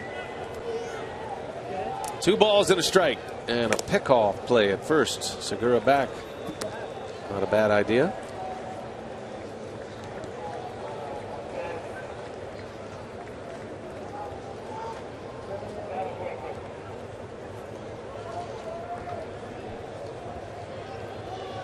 Another throw to first. Close. Had him lean and surprised him. And last thing he wanted here is a pickoff. I'll be very curious if Segura takes off. If the Mets do try to make a throw. Do it again. 2 balls and a strike. Scooter Gennett a chance to put him ahead. There goes Segura. Gennett fouls it away. And again, the Mets middle infielders didn't budge. Yeah, they're just going to let him go. They're going to try and cover as much ground as they can. They don't want that middle infield moving around, opening up any holes. Didn't budge. They're going to give him second base. And what's scary about that scenario, Segura taking off, if Gennett hits a line drive at an infielder, that's a double play. Easy to get out of the inning. Weighing all the percentages. Maybe you played a little differently if you're at home, but you'll take as many as you can get right now on the road. 2-2. Gennett takes a ball. Full count to Gennett. Well, for sure Segura is going to run now. Brewers do not have a hit tonight with a runner in scoring position. They're 0 for 3. The only run was a home run by Aramis Ramirez way back in the 2nd inning.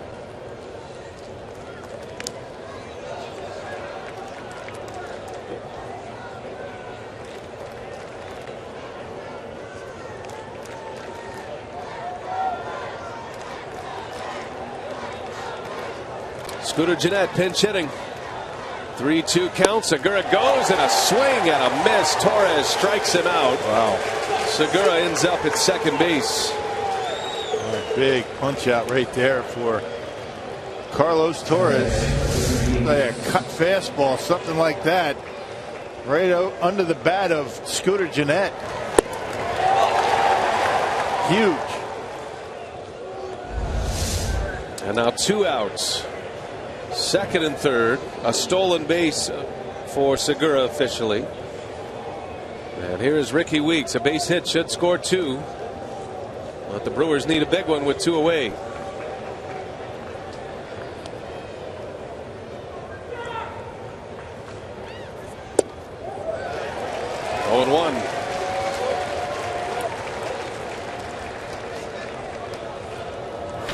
Back-to-back singles, had runners at the corners. Now second and third with 2 outs. Weeks is hitless tonight, his first or his third game in the leadoff spot.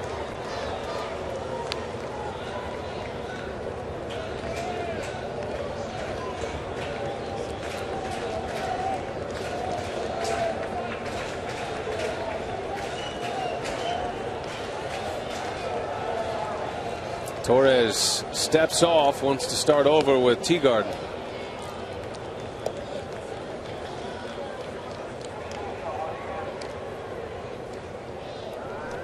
Well, now the pressure on the Brewers offense to deliver with runners in scoring position. And Weeks fouls it off. No balls, 2 strikes. One cutter after another. That's the pitch that Torres was able to get Jeanette on. The swing and a miss on a full count. Back-to-back cutters to Ricky Weeks, and he's adding the count 0-2.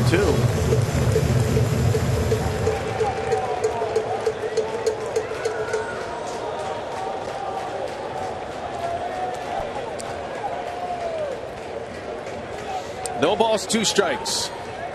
Reynolds over at third, Segura at second, and Weeks fouls it away. Still a little bit late. Left that one up. That's a good pitch to hit right there. Here's Zach Duke. He'll have the bottom of the 12th. 9-1-2 coming up for the Mets in the bottom half. If Weeks should drive in a run here, then you'd see K-Rod spring into action. Brewers still have their closer available. In a hole, 0-2. 2 on, 2 out, and Weeks strikes out. And the inning is over, and the Brewers strand a pair. Torres does the job. Still tied at 1.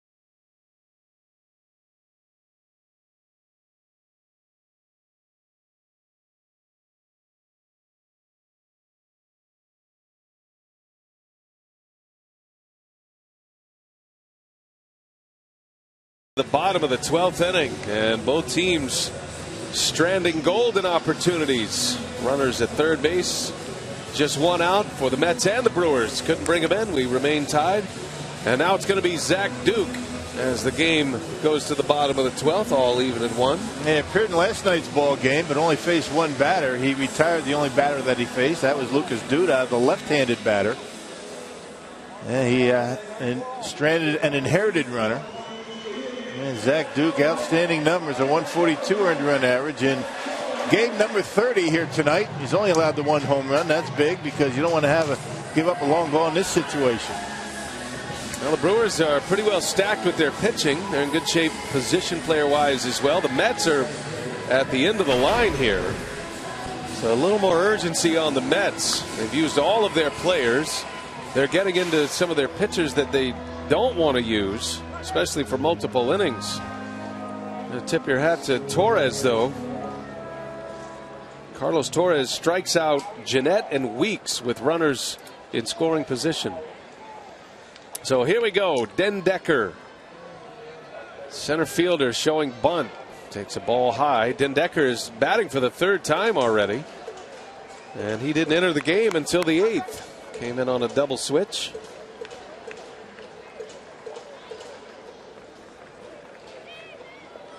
Den Decker is 0 for 2. A pop up and a strikeout.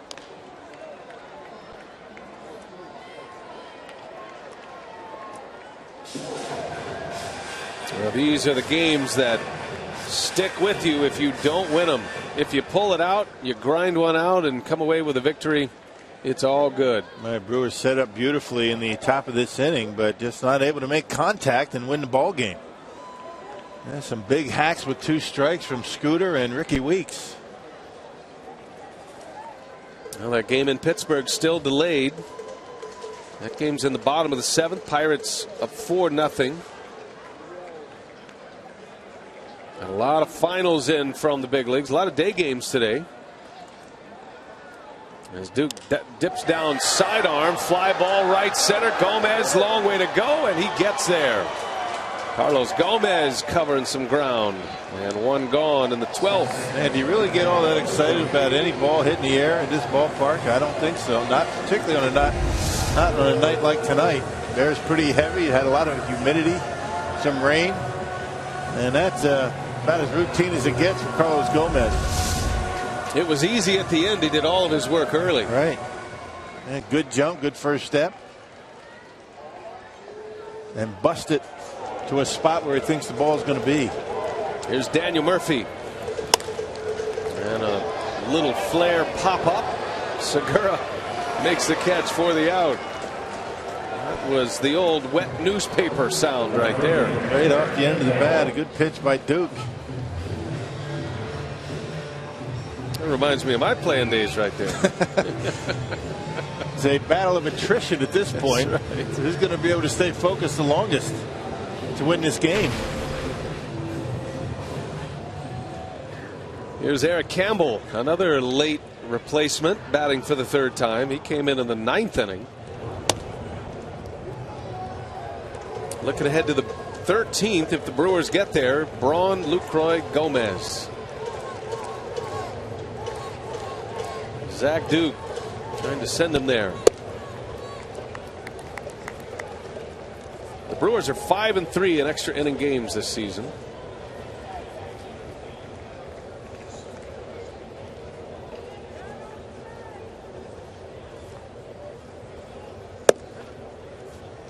And a strike to Campbell.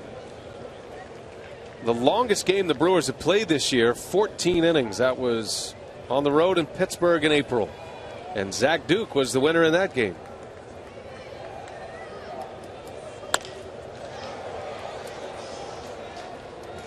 And Zach can give you a couple of innings.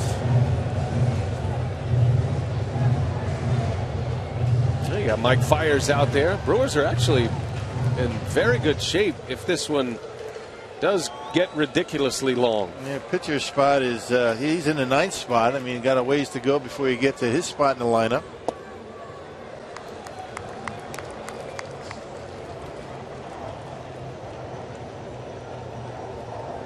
You got Fiers, you got Wooten, you got Wong, and K-Rod.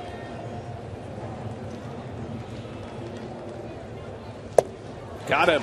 Duke drops down sidearm, strikes him out. Nice tidy inning for Zach Duke. Makes quick work of the Mets. Lucky 13 coming up. All tied at 1. Ryan Braun will lead the way.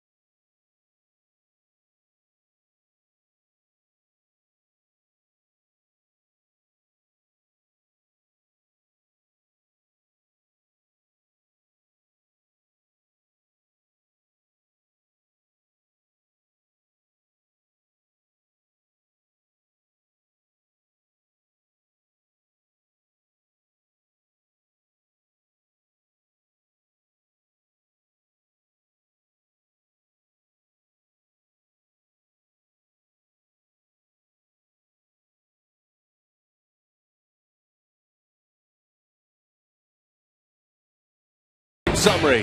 This is our second of the night, and it really hasn't changed much. Ramirez went deep way back in the second inning. His 7th homer of the year gave the Brewers a 1-0 lead. This was the big play. Gomez trying to come in, make a great catch, but the ball got by him. Murphy ended up at third base, and the very next hitter, Bobby Abreu, sacrifice fly RBI. That was in the 4th, an unearned run on Lohse. And that's where we sit. 1-1 game, top of the 13th inning with Ryan Braun coming up. Who would have thought, right? And we're still tied. Starting pitchers were outstanding tonight. Jonathan Lohse and Kyle Lohse.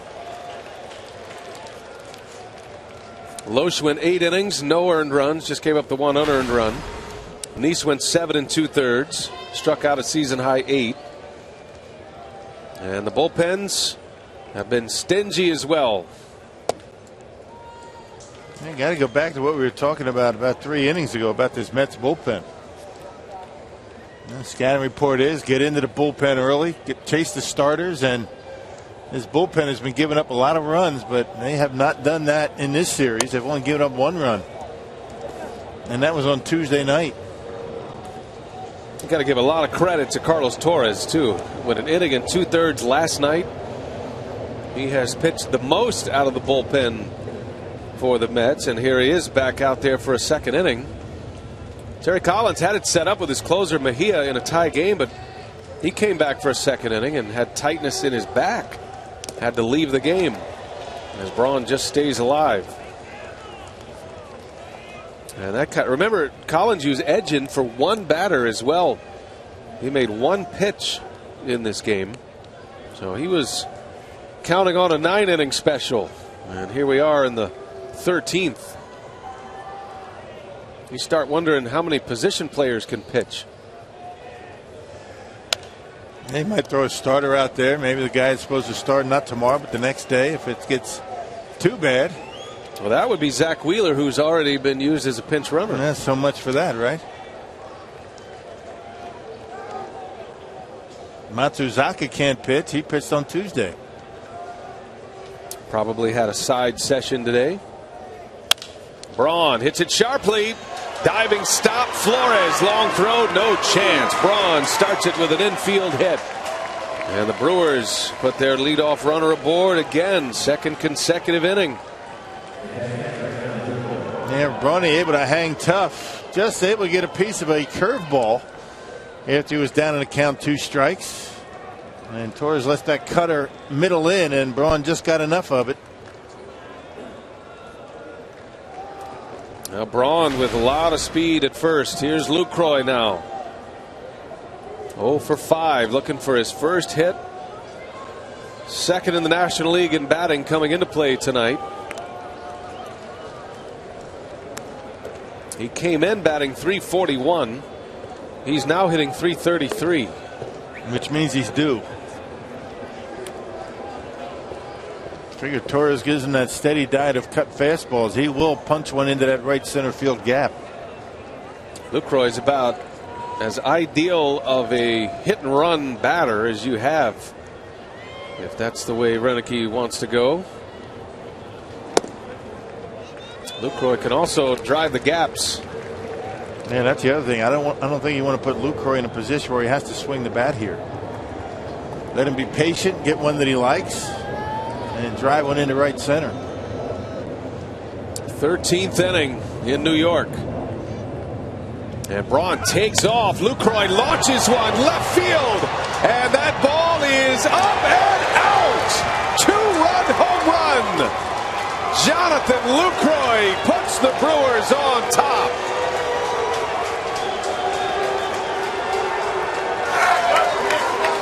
Well, that's why you don't have him hit and run, right?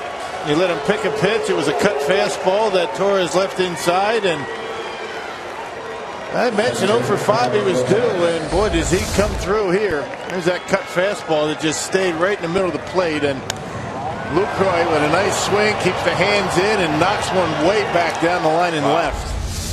What a big moment. Lucroy having an all-star season. Another all-star moment. Badger Mutual insurance run of the game, and Braun was on the move. That home run reminds me of a home run Lucroy hit, a game winner, a walk-off against Aroldis Chapman in the Reds last year.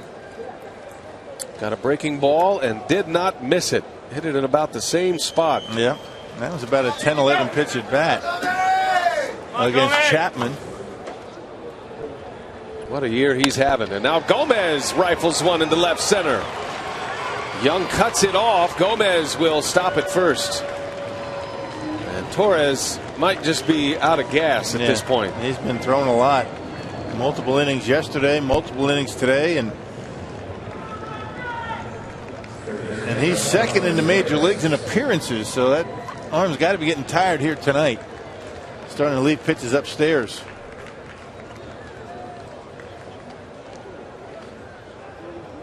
Here's Aramis Ramirez. 3 straight hits to start the inning. Infield hit by Braun with 2 strikes. Lucroy delivers the homer. Gomez the single. He takes off as Ramirez fouls it away. And just now the Mets have activity down in that bullpen. It's a left-hander, Dana Evelyn, the former Brewer, who also pitched yesterday.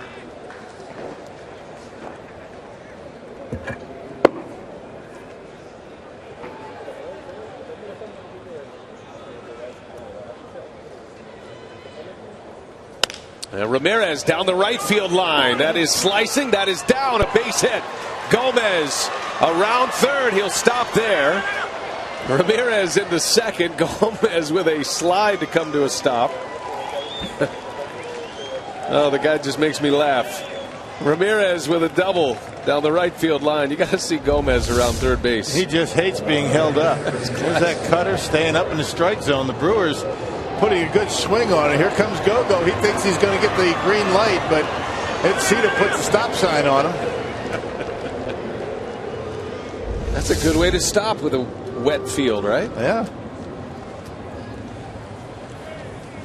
Second and third, nobody out. Double for Ramirez, and the smiles are back out for the Brew Crew.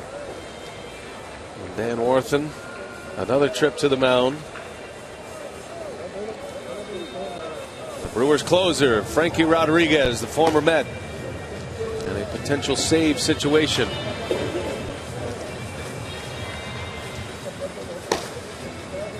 Now the Brewers need to put the knockout punch right here.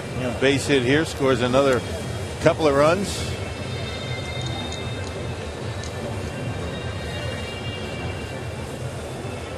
Chris Davis, as the Mets forced to bring their infield in once again. Nobody out, 4 consecutive hits. Well, they're kind of leaving Torres out there to dry, aren't they? Yeah, I mean he's doesn't have much left in the tank, and you wonder how this is going to affect him down the road. He did a great job getting out of a mess last inning. Collins has Evelyn in the bullpen, but he's going to stick with Torres for now. And Davis, a bouncer foul.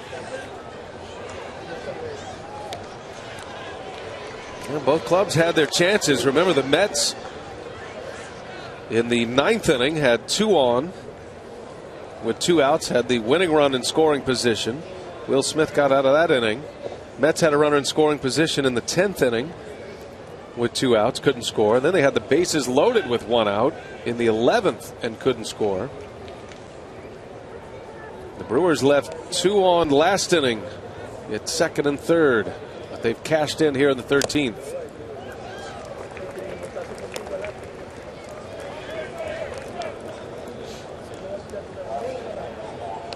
Just not one of those ballparks you expect a home run to decide it. You just don't see many here, especially when you get in crunch time. No, you want to hit him down the lines. That's where Lucroy got it, and that was way back, about 20 rows back.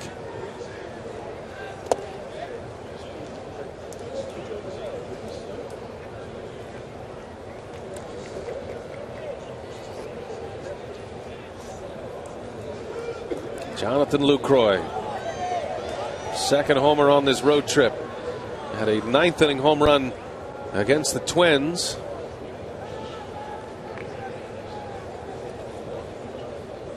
Number 5 on the year, puts the Brewers on top. Davis trying to add to it. The 2-2, high and tight. Full count.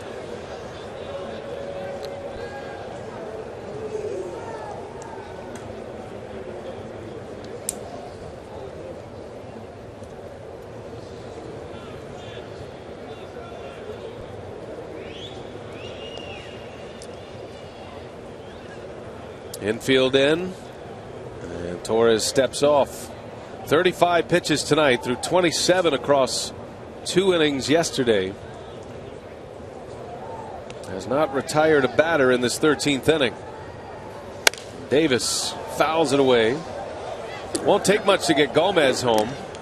Anything medium deep, and Carlos will score with his speed at third.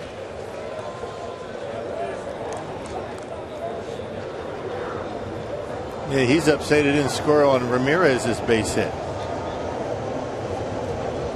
He got some good distance on that slide.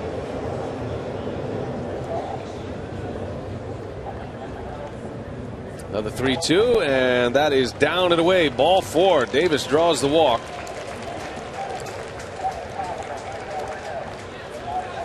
And it'll be Mark Reynolds, 5 consecutive base runners, and Terry Collins. He's just sticking with him, isn't he? That's tough, man. Leaving him out there, and he's just worn out right now. Having a tough time throwing the ball over the plate, and when he does, the Brewers are getting some pretty good hacks.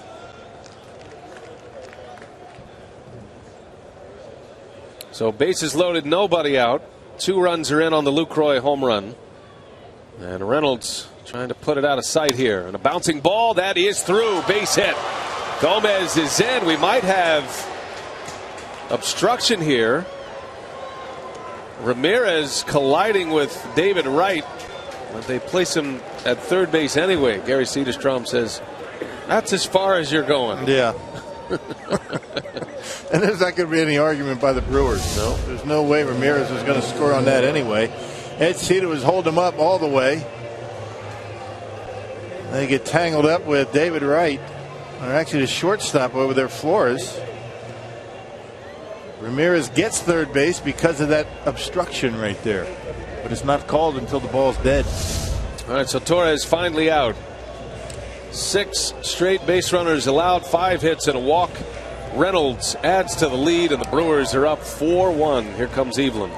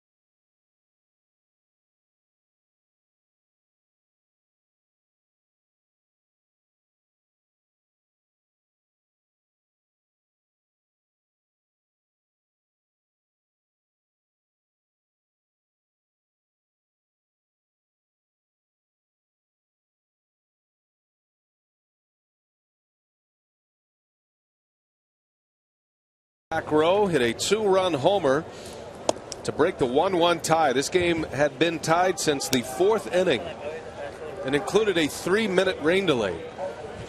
Now Dana Eveland is on the pitch for the Mets. Still nobody out. 3 runs are in. Reynolds just added to the lead to make it 4-1. Bases loaded, nobody out, and the former Brewer Eveland is back out there for a 2nd straight night. Yeah, got called up on June 1st. He was 4-1 down in the minor leagues in 12 games. 8 of them starts down in AAA.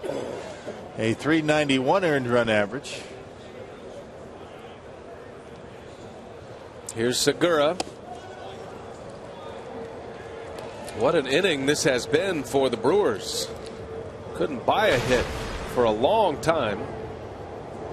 At one point, the Mets bullpen had retired 11 straight. Brewers got a couple of hits in the 12th but couldn't score. And they have not been put out yet in this 13th inning. 5 hits and a walk.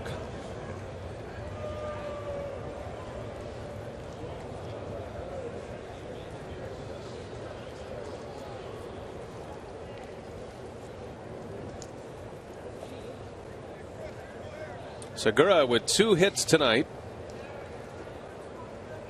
Hitting in the 8th spot of the order. Down and in goes Evelyn.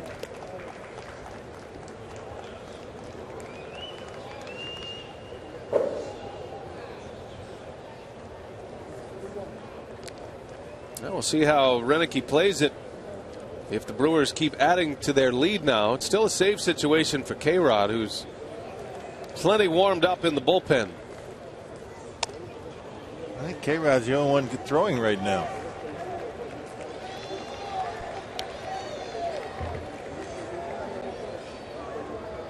Now Mike Fiers is now. Well, there he just got up. Yeah. Zach Duke's spot is due up next. I think K-Rod's ready. I think Lee Tunnell's ready. The bullpen coach. Infield in for the Mets. And Evelyn delivers. Little jam shot foul. They started playing again in Pittsburgh, by the way, in case you were wondering. Weren't you just wondering? I was. Yeah, the Pirates are up 4-0, top of the 8th now over the Cubs. They had a long rain delay in that game. We had one of the stranger rain delays in our game tonight.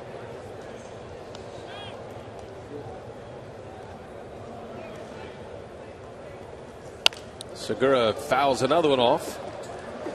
Might have been a little premature, though. I think so. I think that Gary Cederstrom told everybody to get off the field. The head groundskeeper came out and said, no, this is going to pass. You know what he came out and said, don't you? Get him back out. No, he said, forget about it. Get him back on the field. It's just a small cell. And he was right. He convinced the umpires to bring the players back. It was a 3-minute delay. Bounce to the third. Wright's coming home. Out there. And the first out of the inning at home plate. Is that your New York accent thing? That was pretty good. Yeah, it took you 3 days. That's pretty good. I got yelled at jaywalking the other day, so I kind of had it was fresh in my mind. You shouldn't do that. I know. Especially here in New York. I feel bad about it.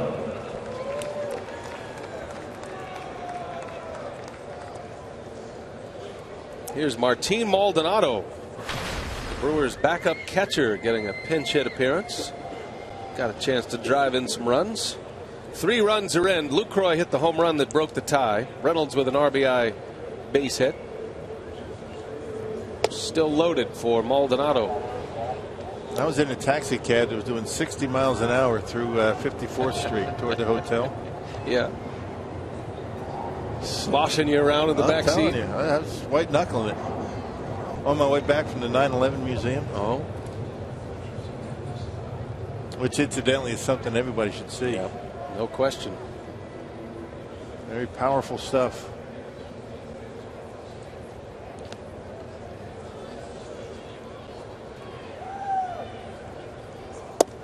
Maldonado cuts and misses. A ball and a strike.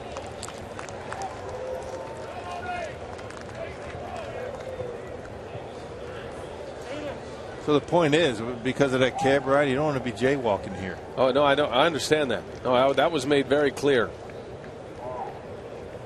I didn't. It was a borderline jaywalk though. You were close. I was 20 feet from the actual crosswalk. I just cut it off a little early. Mm-hmm.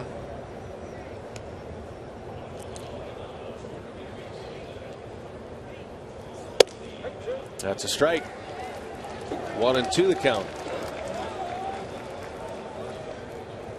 Well, we've enjoyed our stay in New York. Yeah. Had an off day Monday. Got here Sunday night. Brewers trying to make it 2 out of 3 against the Mets.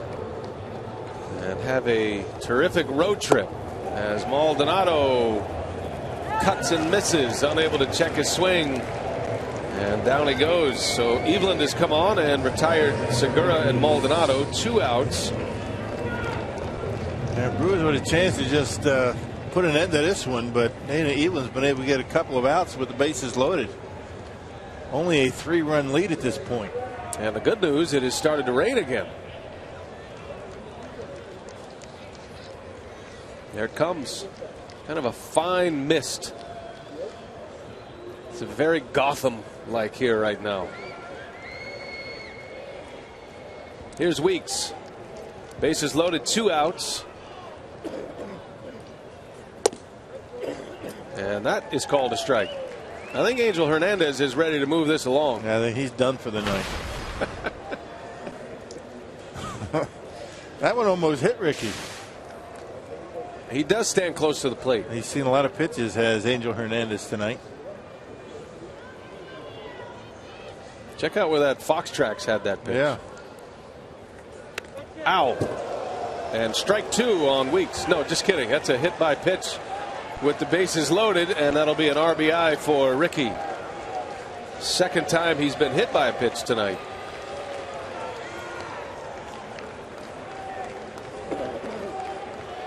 And the Brewers lead is now at 4. It's 5-1 Milwaukee. Davis scores the run.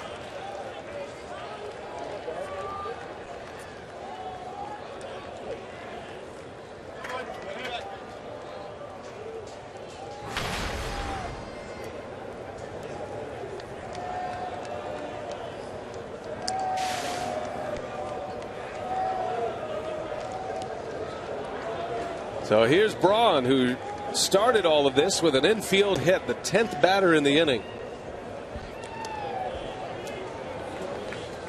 Pitch number 355 of the night.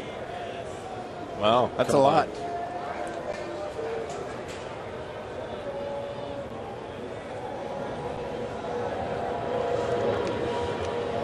Braun had an infield hit to start it.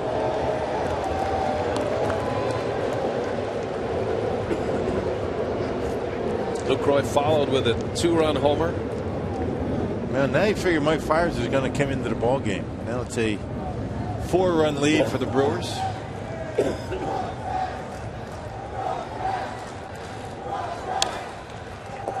1-2 now.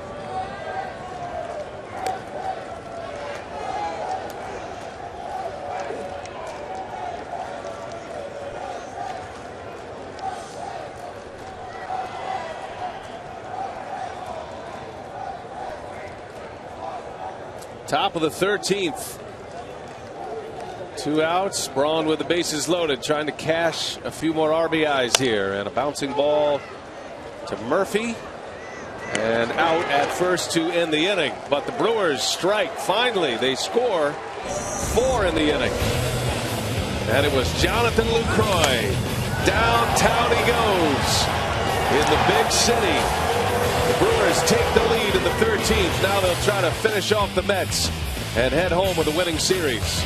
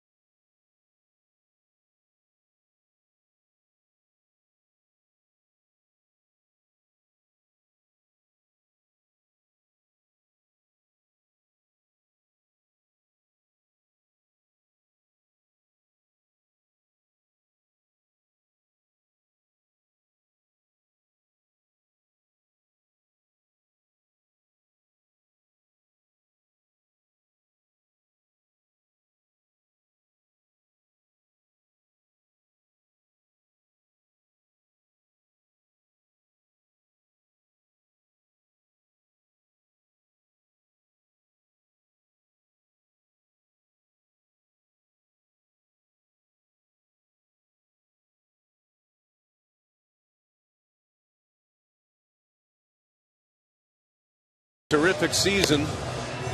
Starting to look more and more like an all-star every day. Hit a big 2-run homer in the top of the 13th. The Brewers lead 5-1.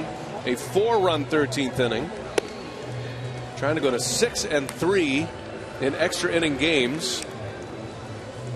Zach Duke is in line for the win. It would be his 3rd win of the year in extra innings. If Francisco Rodriguez can finish it off, there is some rain falling. There is more rain coming. And K-Rod trying to get this thing over with quickly. I guess Ron Renneke feeling as though he's got his closer up and ready. Why not bring him in? 4-run lead. K-Rod in game number 32 this year. Outstanding numbers for Francisco Rodriguez. 20 out of 22. He saved the game last night.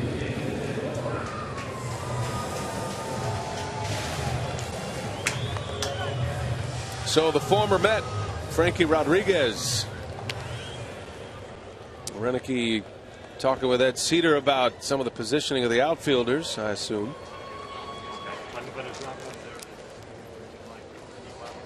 Eddie Cedar was busy over at the third base coaching box in the top of this inning, waving home 4. It'll be David Wright who started. And then Duda. And then Chris Young as K-Rod deals a ball.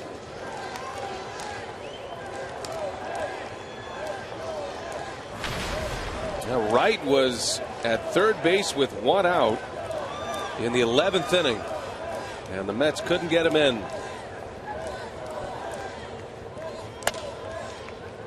That's a foul ball. Oh, pretty close. That was. Gary Cederstrom. That is not reviewable, by the way. When it's in front of the base umpire, cannot be reviewed. In case you were wondering. Umpires don't miss many of those ever. I mean, they rarely. Only one I can ever think of that I have seen in my time was the one that Bob Davidson in Miami that one year. They position themselves to make that call pretty easily. The 1-1 to Wright. In the air to right center field. Braun closing in. He's got it for the out. 1 away. And that'll bring up Lucas Duda. Cardinals were off tonight. So a win, the Brewers have a chance to go up 5.5 in the National League Central. Reds won. They're all tucked away in their beds in Milwaukee tonight. You think? 10:30? I don't know. They got to get their rest. Come on. I'm sure they're watching. Scouting reports. Brian Price had the big curfew on tonight. Team meeting. Big steak dinner somewhere downtown. Great Right. restaurants in Milwaukee. No question. Yeah, you're right. Maybe the night's just getting started for some of the Reds. Absolutely. We should only hope so.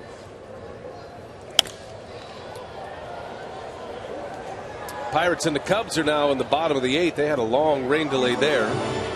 4-0 Pittsburgh. It's amazing that the Brewers got through Pittsburgh without a rain delay. Beautiful the first 2 days. It looked like it was going to rain hard on Sunday, and it never did. And Brewers been fortunate through this road trip. You know, Minnesota, Pittsburgh, New York. Rain all around us here on the East Coast. Ball and a strike on Duda. K-Rod delivers and a swing and a miss.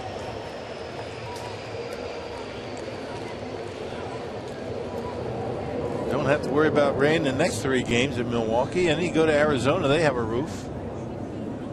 4 in Arizona, 3 in Colorado. Next road trip is a 7-gamer.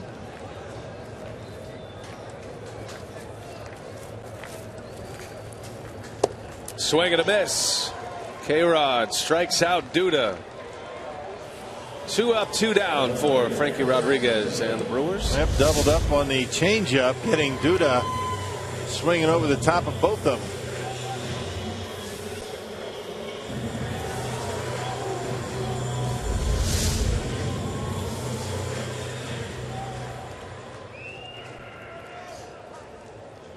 So the Mets down to their last out.